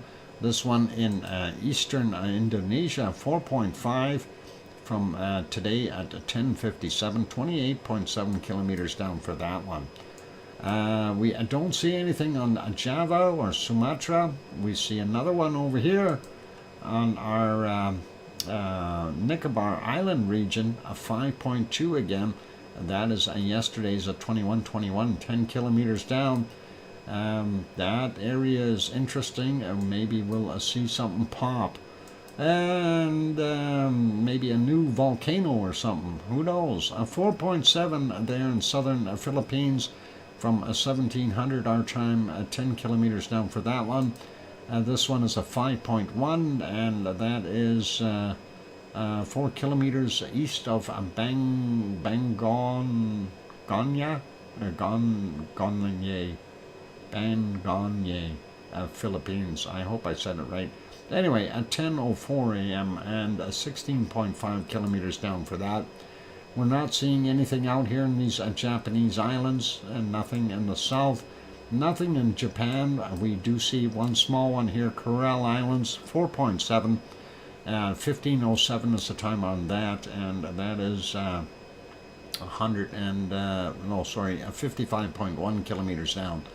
And this one is worrisome. This is on the Owen fracture zone, 5.4, and that is yesterday's at 21:24, 10 kilometers down. That, of course, is pushing. That's telling us there's a push up against the Arabian plate here, the Arabian microplate from the Australian Asian, Australian Indonesian plate pushing upward. So we got that is pushing that way, heading towards Turkey. Hopefully they're not going to get any more. And that looks like most of those. We do see some good-sized ones around Puerto Rico and those places. Not going to go through those. Just 3.8 there, Dominican Republic, 3.7 Dominican Republic, and then Puerto Rico 3.4 and 2.4, that kind of thing. 3.4 there as well. This one 3.4. Seems to be 3.5 Virgin Islands. This one, Leeward Island, 3.5. So just to give you a little bit of a heads up that they are there. Let's take a look at Hawaii real quick and see what we got going on. Remember yesterday we didn't have a darn quake there at Kilauea? Well, now we got a whole slug of them. Let's take a look at the ones in the Pahala area first. Pahala typically between 26 and 37 kilometers down. So we'll just kind of mention the date and size, or sorry, the time and size. 2.2 on this one from 1828, and take off 3 hours to get the accurate time, and that had happened in UTC. And this one is a 1.5 from 1314. And this, well, let's do these two first, or three. We'll do the other batch together there. 1.5, and that was from 1147 for that one. That's a little deeper, 38.4 clicks down. This one, 1.9 from 937. And then this one in an odd place, 1.8, 10 kilometers. At 10 a.m. and that is it's minus 1 kilometer. That means it's 1 kilometer above sea level. So that happened up there. That is an oddity. So it's interesting to see. This one is a 2.2 from 7:05 a.m. This next one a 2.1. From yesterday at 23:54. Then we've got this one 1.5 from 12:14, 1.8 from 39 minutes after midnight. This 2.2 right there is from 9:04 a.m. And looking at what we've got going up the side of the hill, we got a 1.1, and that came in at 14:01. That's 8.3 kilometers below sea level. This one is a 0.8, and that is 700 meters above sea level. That is interesting, and that happened at 12:20 our time. Next one is a 1.1, and that is 11.3 kilometers below sea level. That is from 13:55 our time. And this one on the slopes of Mauna Loa is from 1.2 from 12:43. And that came in at from a depth of 23.1 kilometers down below sea level. And let's grab these stragglers first. We got a 0.9 over here, 12:23, and that is 100 meters above sea level. This one is 2.9 kilometers below sea level. It's a 0.8 from 10:12. Next one is a 0.5 from 1107, and that is 1.7 kilometers below sea level. This one is 1.6 kilometers below sea level, a 0.7. 6:39 is the time on it. I'm trying to pick up all the stragglers first here, all around them. 8:40 a.m., 6.5 kilometers down for this 0.9. Then we've got this one here, 0.5, and that is from 1309, 4 kilometers below sea level. This one is another 0.5 from 1702, 1.5 kilometers below sea level. This one is a 2.3, and that happened at 2:31, 2.2 kilometers below sea level. Now let's take a look at what's happening a little closer in. We do see that 0.5. I think we got them, 1702. Yep. Then let's take a look at this one. 0.2 at 1330, 1.4 kilometers below sea level. 0.4 and 1.3 clicks down below sea level from 1331. This is a 0.7 from 1120, 1.7 kilometers below sea level. This is a 0.2. And that is from 8:36 a.m. and that is a 1.1 kilometer below sea level. And this one is a 0.6, 1.8 clicks below sea level from 1408. And this is from 1444, a 0.4, 700 meters below sea level. This one is a 0.5, 800 meters below sea level from 1526. Next one is 0.6 from 1541, 800 meters below sea level. This one is a 1.5 from 1457, 500 meters below sea level. And this one is from 1.8 from 1756, 700 meters below sea level. And let's start on the bottom end here at 0.2. And that is one from 1615, 700 meters below sea level.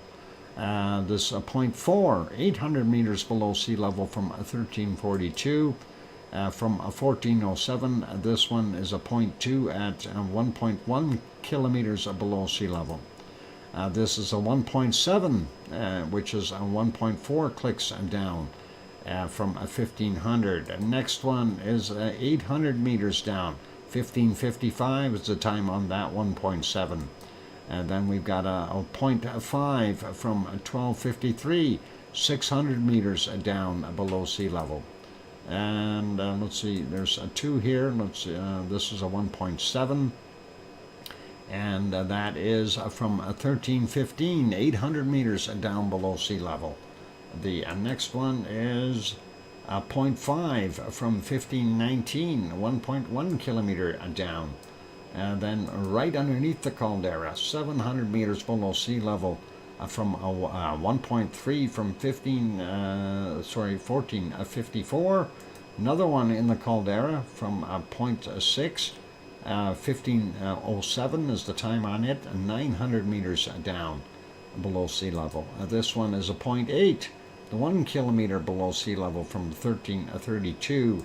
This one is a 1.3 from 1718, 1 kilometer below sea level. This one is a 0.6 from 1823, 1.6 kilometers below sea level. And we got these two, a 0.4 from 1643, 2.8 kilometers below sea level.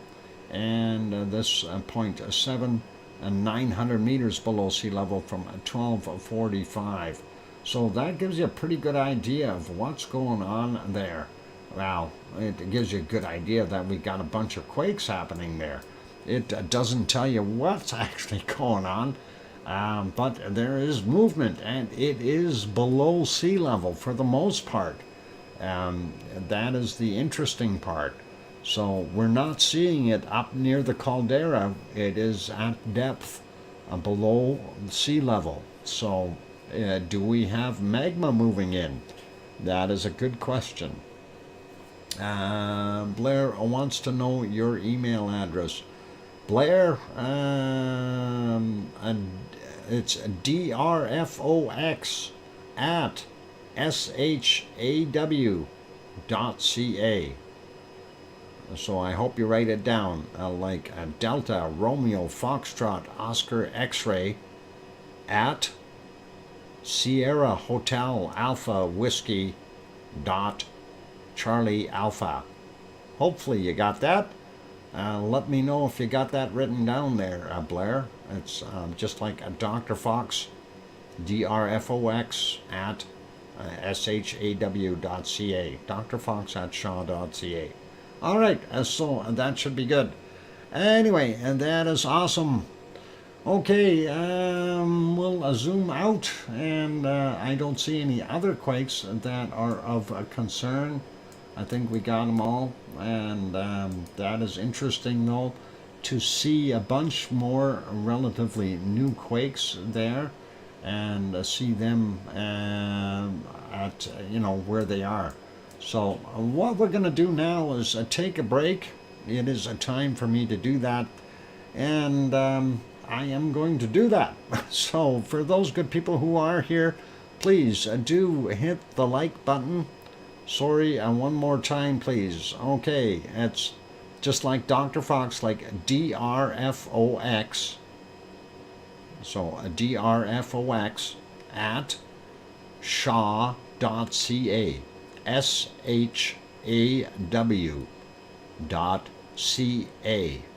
Hope you got it that time, Blair. All right, all good. I'm going to switch it back to the lovely lava, and that'll be good. And for anyone who needs to know, there is a bunny eating at the bunny stream, and he's being smart. He's in the dome. Anyway, I'm going to take a break, you guys. Don't go away. Hit the like button if you haven't done so as of yet. Good night, Kevin Haynes, and take care. Have a good night. And on that note, I'm going to go take that break. I'm going to hit the music. And don't forget to subscribe if you haven't done that. I'll be back.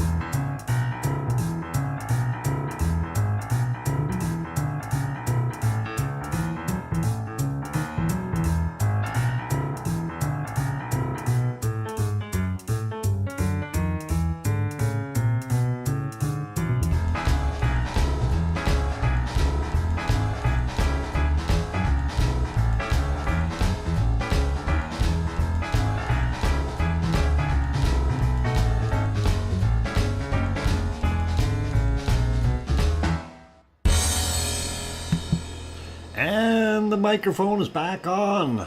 Those are awesome pictures there, Blair.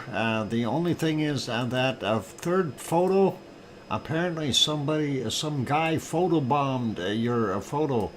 I don't know if you seen that when you did that, but some guy got in there and photobombed that photo. Oh, hang on, that's you. Never mind. Sorry. That's what we got. Thanks kindly for sharing those, Blair. That is awesome. And I thought that guy photobombed your photo. I'm kidding. I'm kidding. It's all good. And wonderful. Thank you kindly, Blair. And that's awesome.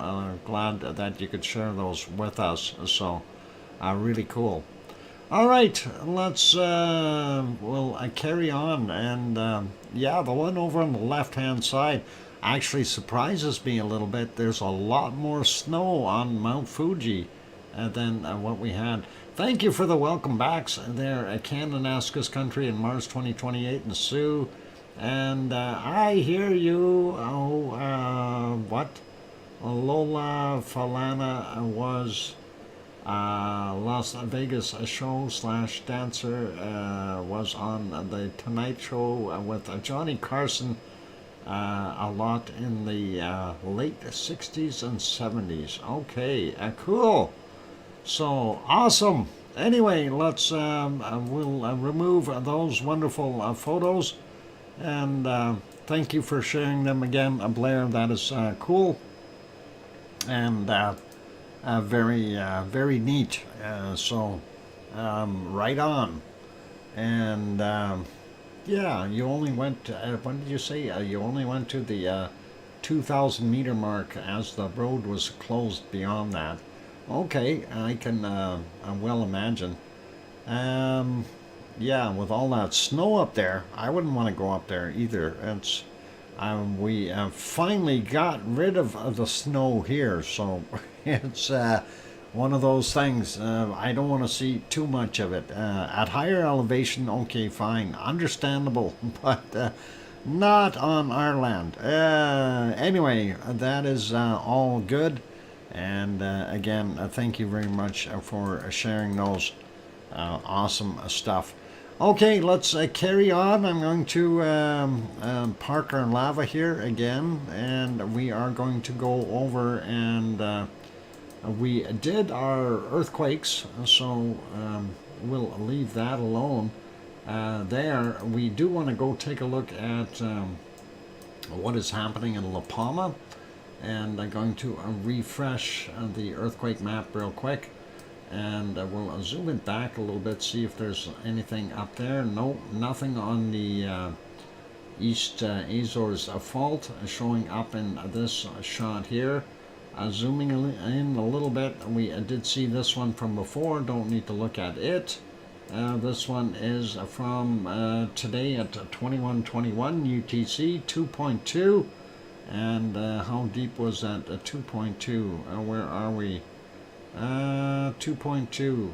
If I go on there, it's 25 kilometers down on the edge of Tenerife. And then we have this one. This is a 2.4. It came in at 12 noon. And the 2.4 is 17 kilometers down. And that is pretty close to La Palma. And looking at La Palma itself, we only see, well, we see that guy. We see the one on the ridge from yesterday. We see where the new one is. Also a 2.1, so sizable. 10 kilometers down from 2126 is when that came from. The 2.4 obviously is today's as well, from at 12 noon, I said, so that's okay. And then we have the other ones here. That is yesterday's, the 1.7, and this one is from today as well at 5:07.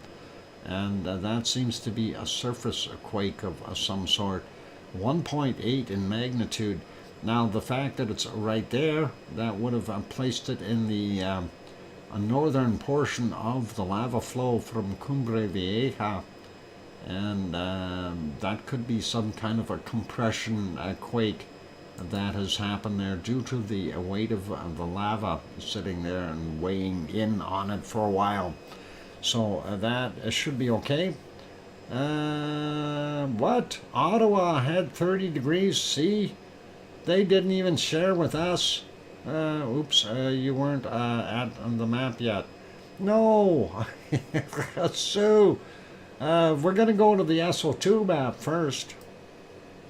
And we'll go take a look there.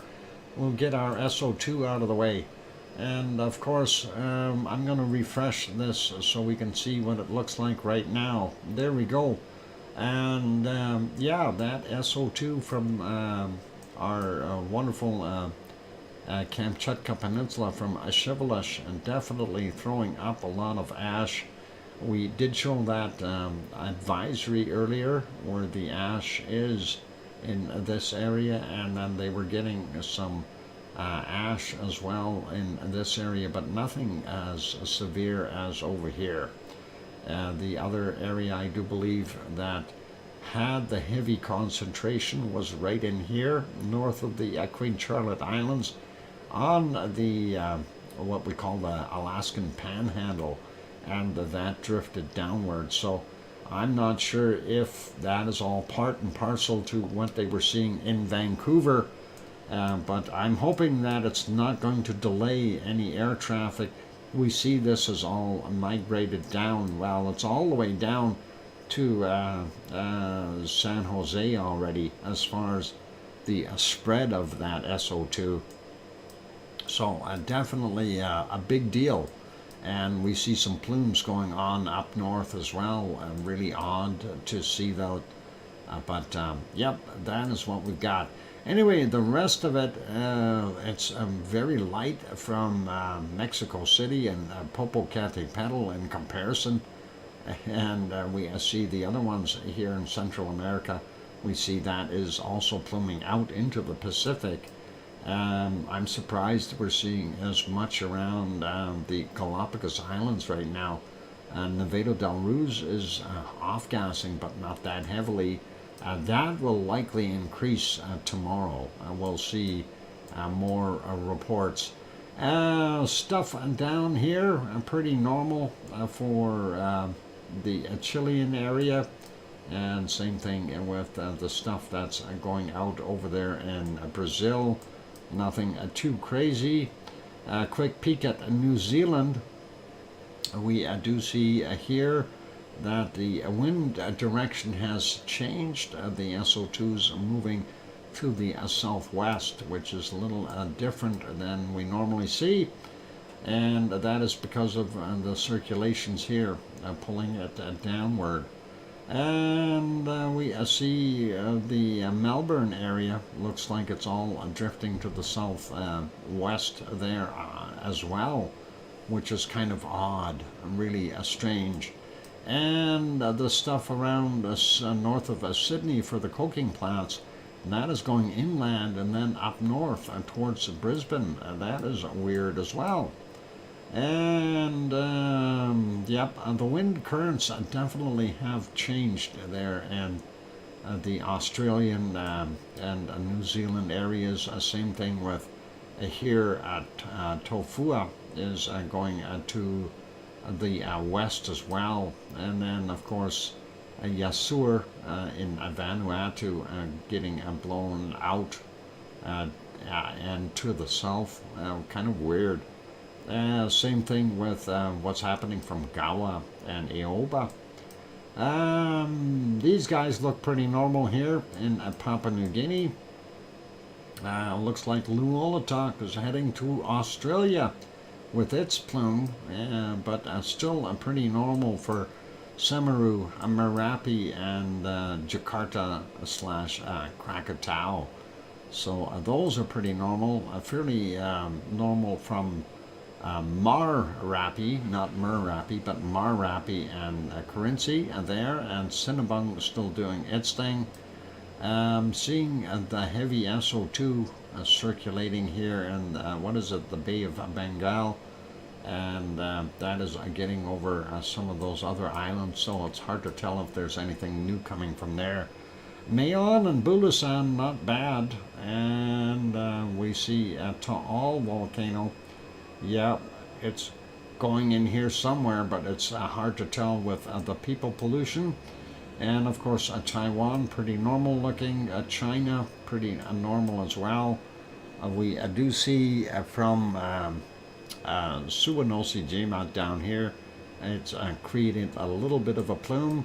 And from Sakurajima, we do see that area kind of reddened out a little bit. Makes you wonder what's going on. And then ASO is definitely got a redder area around here.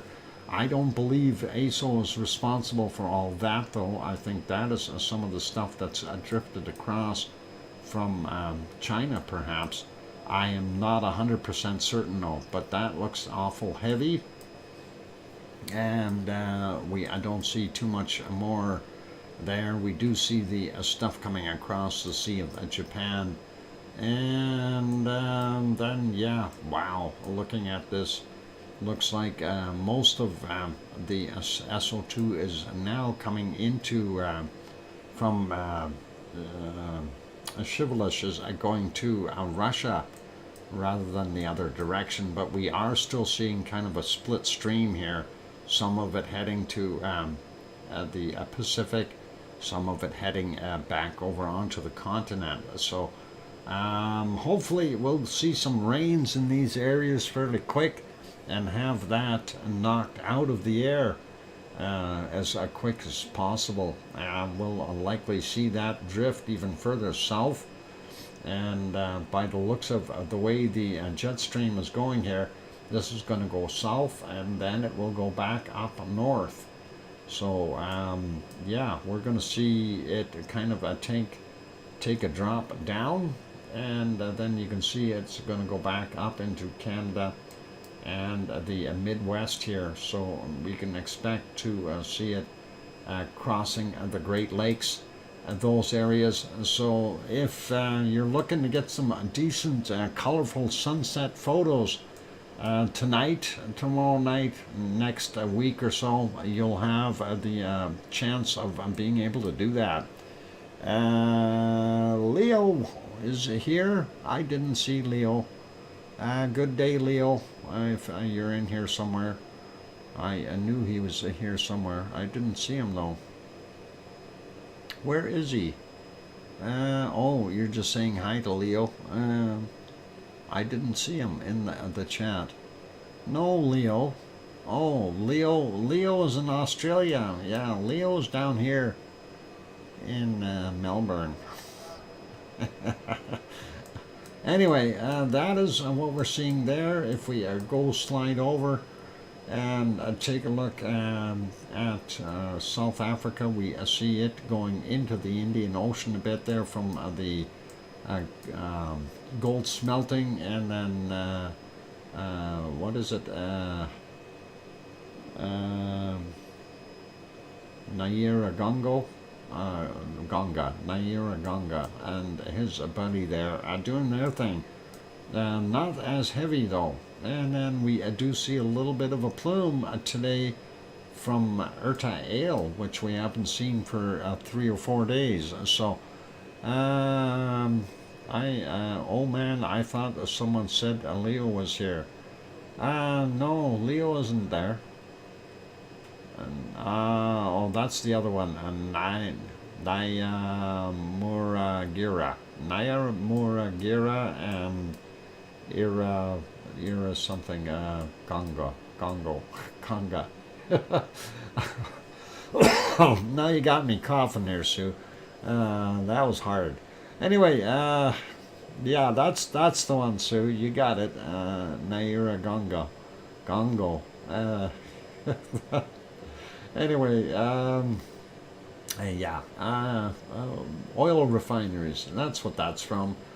From those places. Yeah, Goma 1 and 2 is easier. We do see those other spots. Actually, those aren't quite as heavy today, and I'm wondering if it's just the conditions or what's going on. We don't see very much here. We do see this plume coming from the south going up, and I'm wondering if that was stuff previously delivered by Etna and it got blown down, now is moving back north. We do see this, though, an accumulation from our wonderful Stromboli, as well as a Volcano and Mount Etna going to the northeast.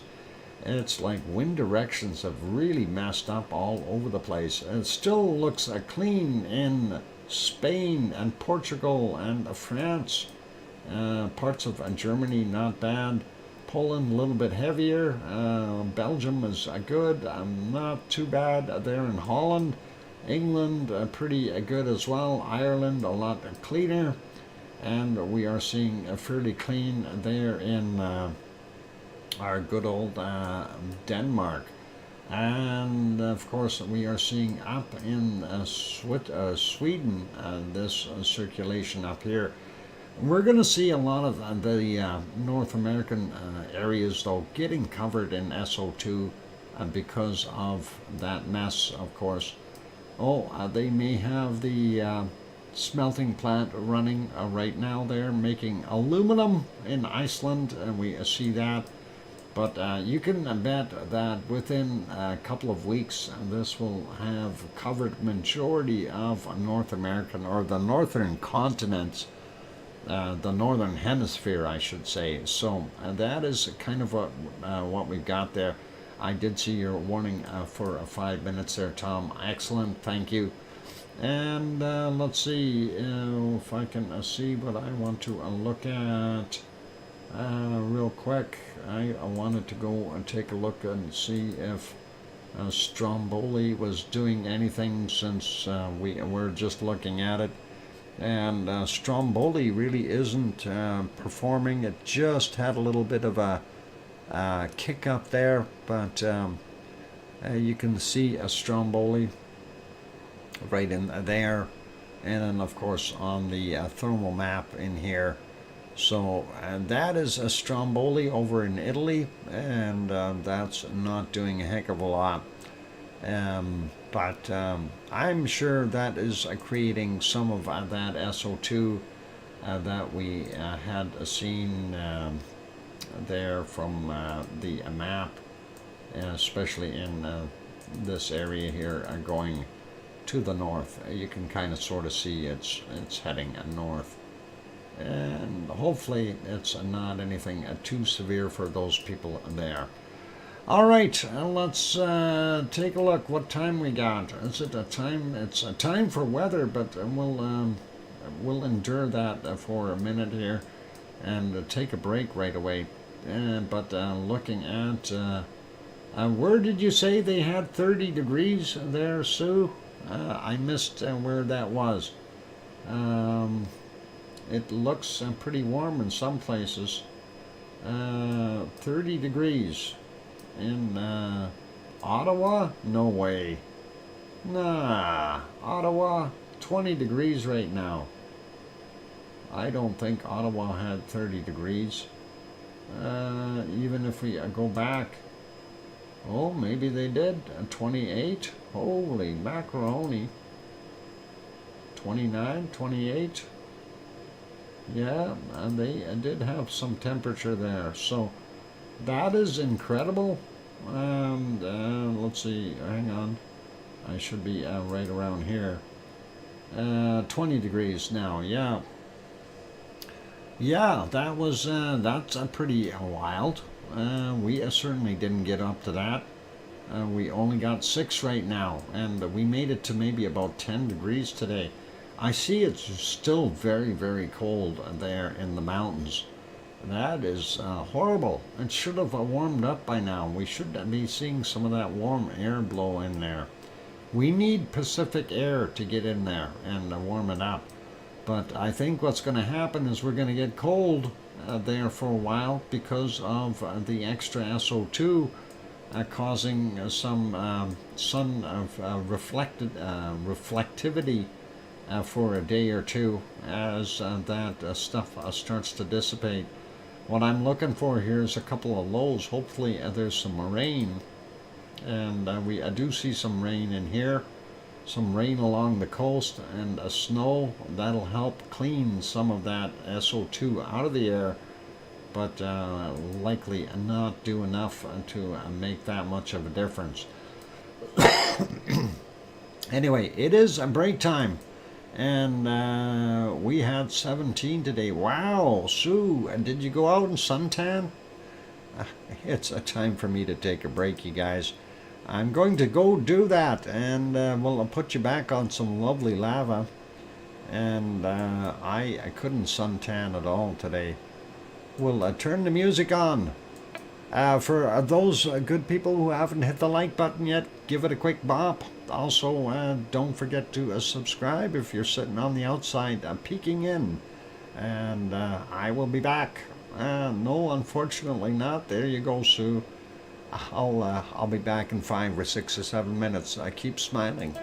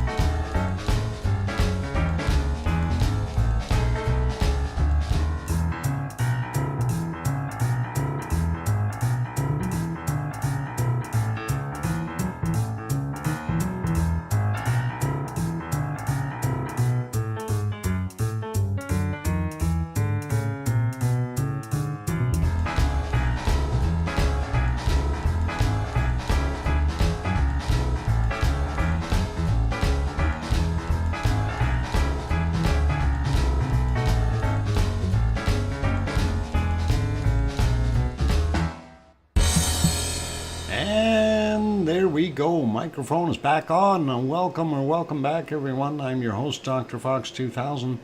You're watching a VolcanoX live stream. Thank you, Sue, for the welcome back. We need fresh lava for Doc. Yes, somebody start a volcano somewhere. Please. Thank you, Cananaska's country, for the welcome back, as well as Sue and Mars 2028. That is awesome. Let's, speaking of old lava, let's stop it right there. And there she is again. I hear you, Dr. Fox 2000. Something like that. I have no idea. One day she's going to send me a recording and I'm going to look like a fool. Doc. Okay, there you go. I'll do a volcano dance to encourage the lava. Excellent, Sue. That would be really awesome and great. Let's go over and take a look at the pleasant weather in places. Pleasant. Thanks, OneFish26. And there we see some very cold temps up in Alaska again. Northern portions, the bottom though, coastal areas are looking not too bad. Right around that freezing mark, so that's pretty normal for this time of year. We do see our coastal areas here, our panhandle, doing about the same, and the same goes for over on the Queen Charlotte Islands. Does look a lot cooler there, and Vancouver being 7 or 8 roughly. Over on the Rock be about 5 or 6 or something for Bob. Not sure quite what the temperature is. I know it's not that warm here in Edmonton. We got about 5 or 6 depending on where you hold your mouse or hamster. And looks like about 0 or -1 in Calgary. And wonder when a C&D boy is coming back? Well, I don't know either, but probably when he comes back. Looks like about 0 there for you, Cananaska's country, and then we'll slide over a little bit more. Winterpeg is about a 4 or 5, depending on where you hold that hamster, and about 1 or 2, or maybe even 3 for Judy M if she's watching, so that's okay. Looks like the warm stuff that was around Lake Superior yesterday has dissipated and fizzled out. It looks like it's gone, and looks like the other portions of Ontario, though, are doing not bad. Toronto coming in at about 17, 18, depending on where you point. About the same there in London. Detroit coming in at 18C. Chicago is at 20C. Wow. Same with up here, Milwaukee coming in about 13 or 15. Madison about 17, so somewhere in between there for Henry, and that is not bad. And looks like Montreal, well, yeah, Ottawa had 30, Montreal probably got up to a warm temperature too, 16 there right now. Quebec City coming in at 11. Northern portions of New Brunswick look fairly cool in the 6 or 7 range. We do see some warmer spots there with 10 to 12 in some places, but the coastal line again very cool. Halifax coming in at somewhere around 8 degrees Celsius, and that is the same as Cole Harbour, so that is awesome. Sydney is about 7 or 8 depending on where you hold the hamster again. A little cooler over there in looks like a 1 or 0 there on the Avalon Peninsula and Newfoundland, and then some cold areas there as well, and the rest of it not very warm, very close to the freezing mark. Looks like about a -4 or 5 up north, and also in this portion of Labrador coastal areas here a little bit warmer, very close to the freezing mark. We see Quebec is still very cold. Up in the top here we're seeing some -12s and 13s and 14s even in some spots. Pardon me. So not so good for them. Let's take a look at the U.S. real quick, and we see 9 over there in Portland. Seattle is only at 8. We do see the warmer area here in the desert area, and Spokane is about 7 or so. Eugene 9. Sacramento is about 15. Sharon Stewart's place probably only about 9 or 10 or something like that. Not very warm, maybe 12. And let's see, stay a single duck. What? Multitasking. I am getting screamed at the same time. Was in the alerters listening. Oh, you're listening and getting screamed at. And that is awesome. 12, there you go for San Jose. Los Angeles coming in at about 13. And Death Valley looks like about 24, 25 degrees right now. And that is nice. 20 there in Las Vegas. Mexicali about 18, 19. 22 in Phoenix right now. Tucson about 20 degrees. If we slide over, take a look at Albuquerque, New Mexico, we've got about 18 degrees there. Looks like a little warmer in portions of Texas, but not by much. We're still seeing about 19 in San Antonio, 20 in Houston, and 17 in Austin. Dallas coming in at 19, a little bit warmer, and 19 in Oklahoma City as well, which is probably a welcome thing. Looks like about 17 in New Orleans. What happened to all the heat? It's still sitting out here. I see it. Miami only 22, 23. Orlando 22, 23. And then we've got about 20 in Jacksonville. Atlanta coming in at 16 degrees. Charlotte, North Carolina is 18 there. Grandma Bee's house is 17 Celsius. And Virginia Beach about 17, 18 as well. Philadelphia 21, 22 right now. New York, wow, they are all the way up to 25, 26 degrees. Boston, an incredible 21, 22, 23 maybe. Yeah, it's very nice. I was going to say cool, but it's actually pretty hot. Looks like that cold air pushed back down the Baja and got the interior of Mexico a little cooler again. Only 15 degrees there in Mexico City right now. Acapulco still holding at 28.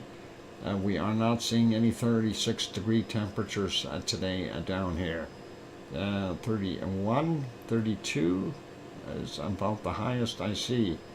So no 36s, no 37s. Looks like the Yucatan are still holding reasonable temperatures. Cancun, of course, 24. And sliding down, we see some 28s there in southern Mexico. Going down in through Central America. Not overly hot either. I don't see any big 30 plus temperatures in our wonderful Colombia either. Maybe some 30 31 at the most there in Venezuela. That's a little cooler today too. Out back here looking at the Colombia jungle area, we are seeing anywhere from about 25 to 27 degrees, and that's not too bad. Ecuador, we see there they've got about 26 in the coastal areas. They're not too bad, and then 25, 26 in the jungle area, the mountains, of course, a lot colder. And the same thing goes with our wonderful Peru, and looks like the Amazon basin somewhere around 27, 28 in places. Not too bad for there. Glad that's warming up. We do see some colder temps trying to push in here a little bit. Rio de Janeiro 23, Sao Paulo is 18 right now.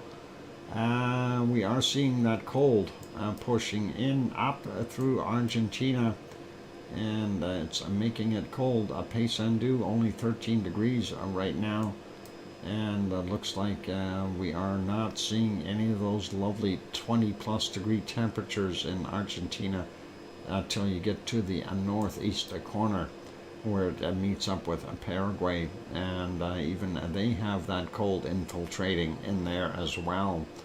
So that's what we got, and then there you can see that nasty high keeping everything cold and stable. That's bringing in the ice box. There's another high that's not helping it any either.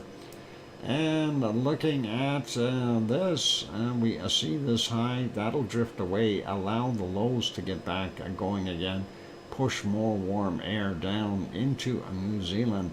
Southern end though, not bad though, looking at 19 for about the high temp on the south end. Christchurch coming in at about 15, and we see 20s on the western coastline of the South Island. Wellington coming in at about 16 there. Hastings is about 16 as well. And Taupo coming in at 16. So, yeah, that's not bad. And well, take a look. Looks like Auckland is about 20. A Bay of Plenty holding in around 20, 21 degrees. And getting up on the peninsula, of course, 20, 21 as well. 22 in a couple of spots up there. And looks like Tasmania not too bad today, at least a little better than a couple of days ago. 15 in Hobart, and we see some up to 18, 19 degrees along the western coast, and 17, 18 up on the northern coastal areas. Melbourne coming in at about 19, 20, 21, depending on where you hold that hamster. Adelaide about 21 as well. And then looking at Sydney, that cold is being brought up by this low here. So hopefully that'll go away.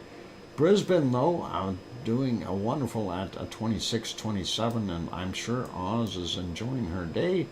There we see some warmer temps, 35 degrees in the outback, and I don't see any 36s yet. Oh, there's a couple in there. There's a 36, anything, a 37, and no, looks like 36s at the topper. Looks like Ilsa has moved into the land mass. And Perth is only coming in at 15, but Ilsa is being troublesome by moving onto land. Not good. Fiji, 28, 29, and New Caledonia, kind of the same thing, from 25 to about 27. Vanuatu coming in at about 28 degrees. We see some higher temperatures in Papua New Guinea again, a 30, 31 in some of those places. I thought I'd just seen a 34 in there. There it is. Yeah, so they are up a little bit today compared to yesterday, and we'll have the same kind of temperatures there in eastern part of Indonesia, up to 35 I've seen in here. That is pretty warm. And yeah, 30, 31, yeah, 32. That's really not bad. That's nice temperatures. Indonesia, Java, looking pretty awesome for their temperatures. Sumatra doing about the same as well. Looks like a whole bunch warmer there in Bangkok, showing about 33 on the map. 32 is what Sue was able to bring up. Thank you, Sue. So 32, 33, that ball game, and we see about 29, 30 there in Manila and the Philippines. Looking at somewhere around 29, 28, 29, southern portions of Taiwan, they must be cooking. Kagoshima, 17 today, and looking at the whole island here in general, looking better. 22, 21, 22 in Tokyo. And then we see it gets colder in a couple of places where the warm air hasn't pushed up hard enough and high enough in the Sea of Japan. Big split there. 12 degrees in Sapporo, and then when we get up onto the Kamchatka Peninsula, we do see 1 to about 5, 6, 7 degrees there along the western coast. Eastern coast a little bit cooler with some negative temperatures up on the top neck there, minus 10 and 11, but a lot warmer than what it's been there, and looks like India is definitely warming up. We see Sri Lanka hitting at 28, 29 degrees. Wow, lots of places in India up to 32, 33 degrees. What a big change from just a couple of days ago. 27 in Delhi. It's like summer is there. 31 in Jakarta. And looking down here at Madagascar, top end 23 to 25, and interior, of course, about normal from 15 to about 18 degrees. So not bad for them. And looking at Cape Town, 16, 15, 16. South Africa a little bit on the cool side. What's causing that? This high and this low combined, making the cold air come up. And that is bad for them. South Central Africa looks pretty normal with very nice temperatures for nighttime. And of course, seeing 29s. 30s in some spots there in the Sahara, southern Sahara, 31 I seen there, so that is pretty good. And yeah, that's not bad for the Sahara Desert. Cairo still only about 13, 14 degrees, and that's not that good. UAE definitely heated up from looks like 25 to about 29 degrees. Looking a lot better. Oman still a little on the cool side, but they are getting up there. And Saudi Arabia, the southern end, has got up to 30 degrees. When you get up on the northern end, though, they're only about 5, 6, or 7 degrees, and that's a big difference. Baghdad about 13 right now, and we see, let's see, let's just go over here for a second. Still very cold there in Morocco and Algeria and Tunisia. Looks like a little more heat there in Libya, which is probably good. And I'm wondering if it's still raining in here. And we'll see that in a couple of minutes. Looks like some negative temperatures in the eastern portions of Turkey. Not good. And very low temps. Malatya is only a 2 or 3. Adana coming in at about 12. And let's see what Piggy's temperature is. Piggy is probably somewhere around 15, 16. She's got that flow coming up from the south again, so that'll help warm things up. 13 for Piggy, that is awesome. And 12 over in Athens. Looking over here, and Sicily, Randanzo, up on the side of our good old, oh, and that's a big difference. It says 4 degrees here and 7 degrees on the weather map. But we do see the coastal areas are a lot warmer there. Naples are coming in at 11. Rome is 8 right now. Looks like a lot of wind and storm systems are going through. And Milano, 6 degrees, a little on the colder side, and not so warm there in our wonderful Spain, and only 11 in Lisbon. Madrid as 9. Aurelio's place at 6, not that good. We do see some warmer temps here, but really not anything great.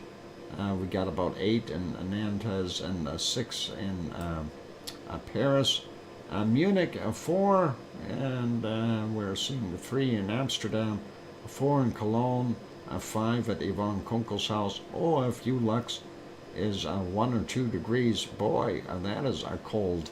4 there in Brussels, Belgium. Amsterdam coming in at about 4 degrees as well. Berlin is 6. Hamburg is 3. Copenhagen is about 5 or 6. And Aarhus coming in at about 5. Oslo is about 4 or 5. And Stockholm about 4. Looking at St. Petersburg is only 1 degree. Moscow coming in at 1 as well. Quick peek, London is about 5 degrees. Looks like that low has got that warm air down here, and that low needs to move up and bring it back into the rest of Europe. Leeds coming in at about 3 degrees. There we go. 5 in Glasgow. Aberdeen is 6, and hopefully they'll get warmer. Time for a break, yes, very quickly. And we will take a look at 3 degrees there in Dublin, and about 5 or 6 over there for Irish Monk. And we will only do one more place, and that is Iceland, Reykjavik. And we'll see that they've got 1 degree. Only 1. I'm saying 1. Oh, you gave them an extra one, Sue. How'd you do that? Okay, there. All right, I made it 2 degrees. Depends on where the thermometer is sitting. All right, let's leave it there. I'm going to go put this back on the canned lava for right now. And I am going to go take a break. After the break, we will come back and we will do precipitation. And we'll change that map over, and we'll see where it's snowing and where it's raining. A bonus for Iceland to encourage the lava. Yeah, I hope. I'm wishful. Anyway, don't go away. Hit the like button if you haven't done that as of yet. We're still trying to get over that 100 mark, of course. And also, if you have not yet subscribed, consider subscribing. If you feel we've earned it. And on that friendly note, I'm your host, DrFox2000, here in Edmonton, Alberta, Canada. I will be back in 5, 6, or 7 minutes. Don't go away. Thanks.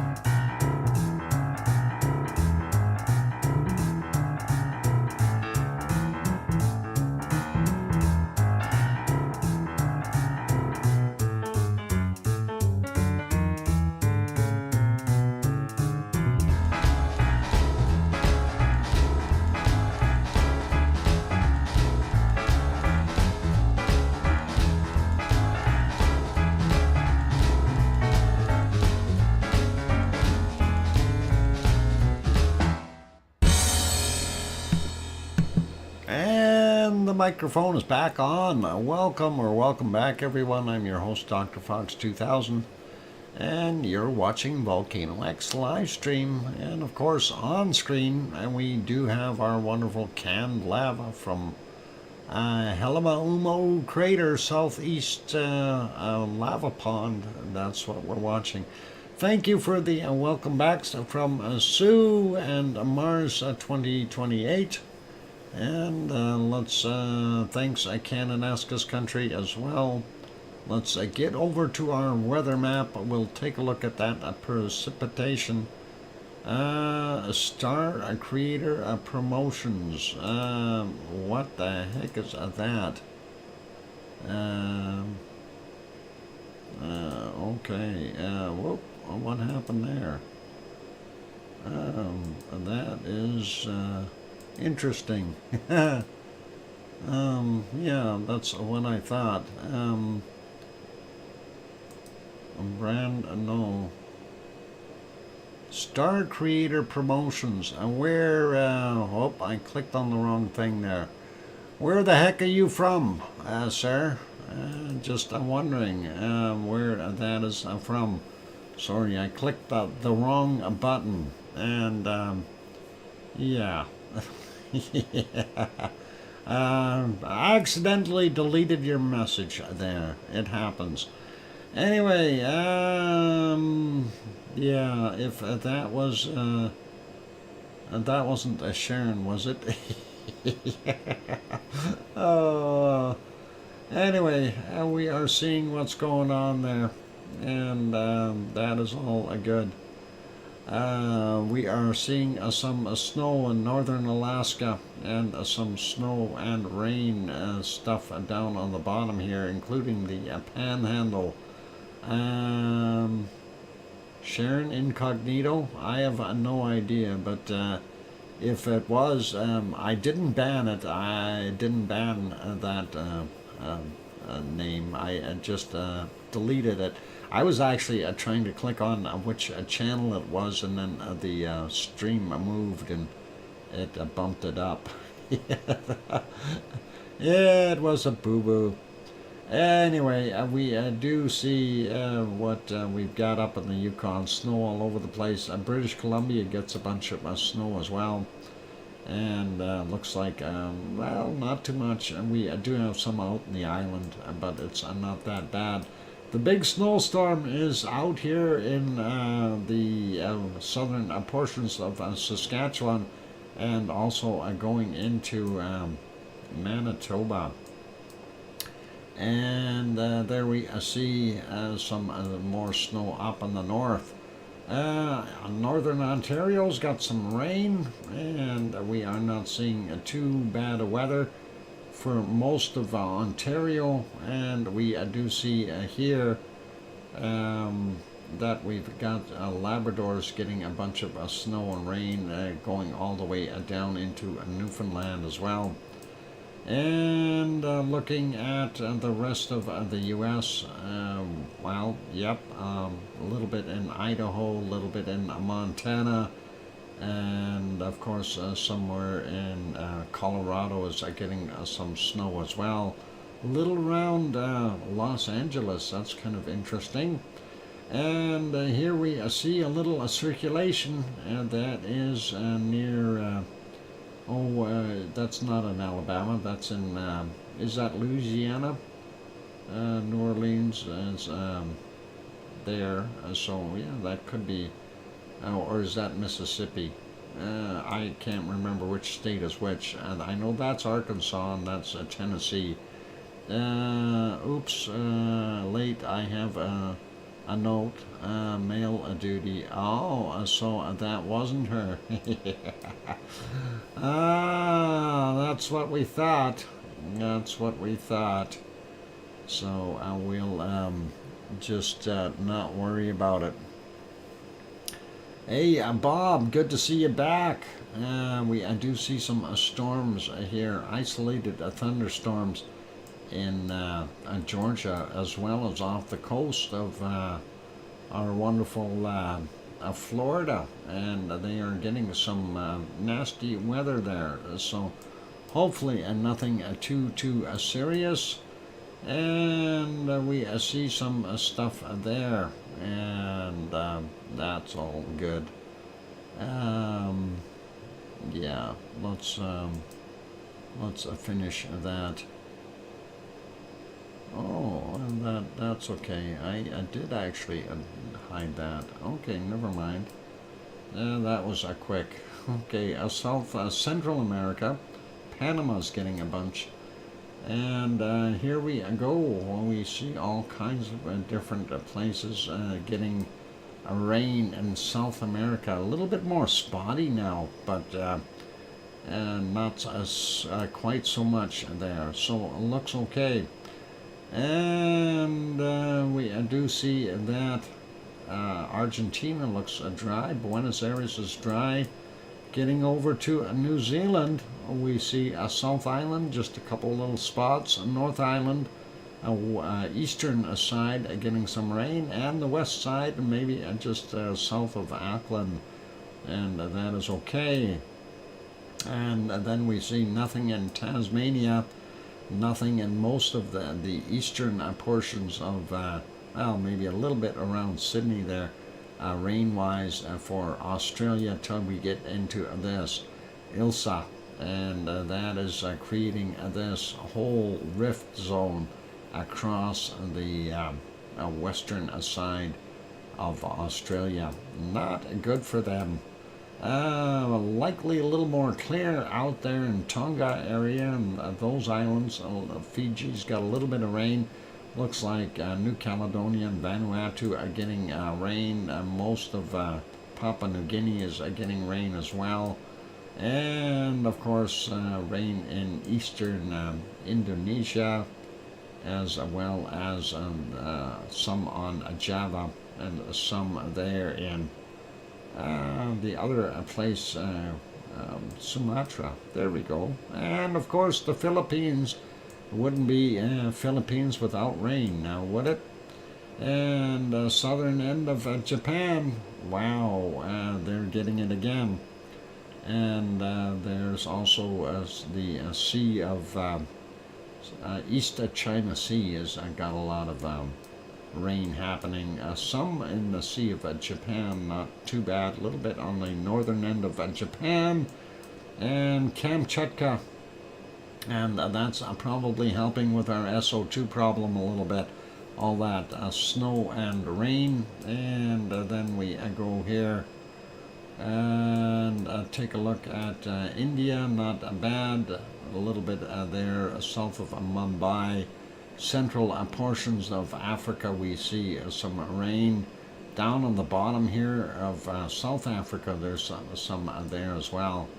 And so that's what we've got, and nice to see Ethiopia getting a little bit of a rain, and still more rain in Saudi Arabia. This is incredible. That's the most I've seen for a long time, where it continually is getting more and more rain. And I'm wondering if it's because they are planting more crops there. You know, they're creating their own weather in a way. Looks like eastern Turkey still some snow and rain mix.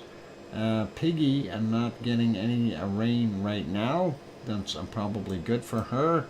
And it looks like Sardinia and most of Italy is getting some rain, as well as these other countries over here, Albania and what is it, Bosnia, all those countries in that area. Everybody's getting a little bit. So stormy stuff, look out. Northern portions of Spain is getting some, and the coastal areas of France. A little bit on the interior here, we do see the Alps are getting nailed, and looks like Austria and those places have got some storms and snow as well, and looks like a little bit in Germany as well. Ice rain. OFU Lux, you better plug in your spaceship. You want to heat that skin up, otherwise you're going to end up with some frost on there, some ice. You'll never be able to get the doors open. Yeah. Looks like not bad in Denmark, and we do see the southern end of both Norway and Sweden here have a storm, rain and snow in places, and looks like the low that's here, that'll probably move inland, and we'll see more rain in England pretty soon. And of course we've got coastal stuff up here that's like another low sitting here off of Scotland, throwing some yucky stuff in for them. And looks like Iceland has got some snow in the east, but not too bad in the west. Maybe that is a little bit of encouragement for lava too. And hopefully it is. Anyway, let's switch it back over to temperatures. Quick hunt for the coldest temperatures on the planet. And we'll see what we've got. And I guess Sue is going to do it today. So we'll see what she comes up with. She's going to whoop me a big time. And I know it's going to be bad. I know she's going to find the coldest temperatures that she could possibly see. I got minus 76 already there in Antarctica. Oh, did I see? There's a minus 77. Let's see if we can find a minus 78 real quick and make sure that Sue doesn't bury me too far. 76, 75, 77, 76, 77, minus 74, no, okay, minus 77 there. Let's see if we can find something colder. Minus 70, 60s, 71 there. Let's see, 72, 73. Let's zoom into that area and see if we can find the cold spots. 72. No, I don't think it's that cold there. 72. Oh, minus 60. No, 68. No, that ain't gonna do it. A minus 70, 72 right there. Minus 75, 76, and we already got minus 77, so we need to find a colder. And no, I'm not seeing it over there. It's getting back into that same zone. 75. Yeah. I think my minus 77 is about the best I'm going to be able to do here. 72, nope, 74, 75, 70, 76. Well, I had minus 77 earlier. I don't know what happened to it. The weather map is changing so much. That makes it difficult. So, alright. Well, I'm going to call it at minus 77 because that is what I seen as my coldest temperature on there. And we don't see anything colder, so minus 77. And let's go to Greenland and see what we can find there. Greenland, oh boy, minus 29, come on. There's got to be something colder than that there. That is like tropical. Minus, there we go, minus 31, 32. Minus 32 in Greenland so far. Minus 32. We can't go off into the water too much, so I'm calling minus 32 right now, but let's see if we can find another cold spot somewhere. minus 32. Is there anything colder than minus 32 in Greenland? You have got to be kidding me. Minus 30 right there. 30, 30, 30. No, not doing good. Minus 31, minus 32. Oh, there's a minus 33 right on the tip of that peninsula. Minus 33. Wow, that is incredibly warm for them. A minus 33. Keep looking over here going, where is it? There is no cold. A minus 33. You've got to be kidding me. Minus 33 is the coldest temperature I can see there in Iceland, or sorry, Greenland. And wow, what happened to Canada? The Arctic is not very cold. So a minus 33 is my call for there. And we see a minus 31 there so far for the Arctic. Wow, minus 31. Let's see if we can find something that's just a tad colder. Minus 31. I don't see any whitish spots at all. 27? No way. There's got to be something colder here. Just a tiny little spot somewhere. Come on, give me something. I'm going to get whooped. Sue is going to beat me so bad because I beat Sharon too many times. That's it's payback. I know it is. I know it is. Minus 31. Oh boy. Oh boy, oh boy. Minus 31 degrees is what I've got. So I'm going to call it as a minus 31. I don't see anything colder unless there's a magic iceberg floating around that they're measuring. Minus 31, and let's see what we've got for Siberia. Maybe I can make up something there in Siberia and win. We gotta find at least a minus 45 in Siberia. And let's go take a look. We've got a minus 38. How about that? And let's see, a minus 37. There's a 38.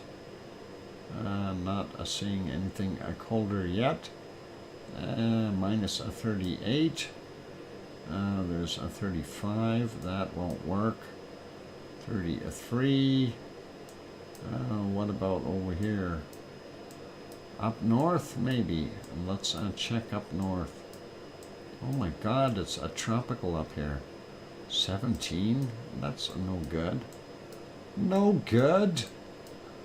Where is my cold spots? What happened to my cold stuff? Oh boy. Minus 30. 31. That is not very cold. The polar bears are even going to complain. Minus 30. 32, 33. That is not good. Minus 34s. Oh, I see a minus 39. Right there. I seen it. It was there. There it is. A minus 39. Let's see if we can find a minus 40 in here. Minus 38. Well, I got minus 39 anyway. I don't know if that is going to be any better. Minus 39 degrees. Oh boy. And the pickings are slim, you guys. Very, very slim. That low was not doing us any favors. minus the 39. I'm calling it. Wow. I just got whooped. Yep. I got whooped. 4 straight losses. And that is incredible. I guess a payback. It's a 4th degree slam. The ice goddess prevails. Yeah. Oh, I knew it. I knew this was going to happen. And I got royally whooped. All right, Sue, you get your trophy back. Give her trophy back. Her ice trophy. I knew it was here too long anyway. 5th degree slam. All good, Sue. All good. And, yep, you deserve that. Let's see what this is. And we'll see here. Oh, there's that good boy guy again. Good boy, what are you up to? And anyway, that is the end of the show today, you guys. So let's zoom it back out. Sue, you want to do the honors and feed those animals? You are certainly welcome to do so. And I am putting it back on our lava. And it is time to wrap up the show. There is a bunny eating for those who need to know about the other one, the other stream. So all good. And on those friendly notes, thank you everyone for being here today. A big thank you to Grandma B for her super chat, and Thor for gifting the 5-pack, and Kevin Haynes for gifting the 1. And I do see 6 new memberships there, and that wonderful $5 super chat. That is awesome. Thank you very kindly, you guys. I do appreciate that wonderful support. And on those notes, I want to say thank you to our wonderful moderators, Arizona Snowman, Piggy, who is always supplying us with those wonderful bacon seeds and being here usually when she can. Hopefully she will be able to get in a little bit more. Hopefully she's actually sleeping right now. That's what I'm hoping, keeping my fingers crossed. It is nighttime for her there, so it'd be good if she is. Also, a big thank you to Bob, C&D Boy, and Gary, 24/7 Live, as well as Lucas Snow, Joseph Fields, Texas, and Mona Lisa Smiles, if she pops in as well.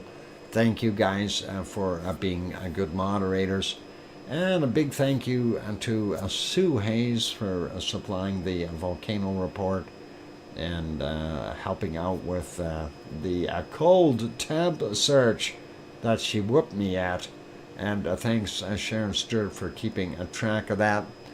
On those friendly notes, it is time for me to wrap it up, you guys. Be good, be kind, take care of yourselves. And it is a time for me to end the wonderful stream. So have a great evening, or a good morning, or a good day, depending on where you are in the world. And on those friendly notes, there's only one thing that I want to add. Oh, hang on, maybe 2 things. Hey, we're at 95 likes. Is there anyone else that hasn't hit that like button? We're trying to get over that 100 mark. Anyway, I wanted to add that, but that's all right. For those good people, though, who are here, please remember to tell your loved ones that you love them tonight, for tomorrow is never promised. I'm your host, DrFox2000. We'll see everyone tomorrow. Tomorrow's Friday night, so yay! Good night, everyone, and take care. We'll see you all tomorrow. Oink, oink!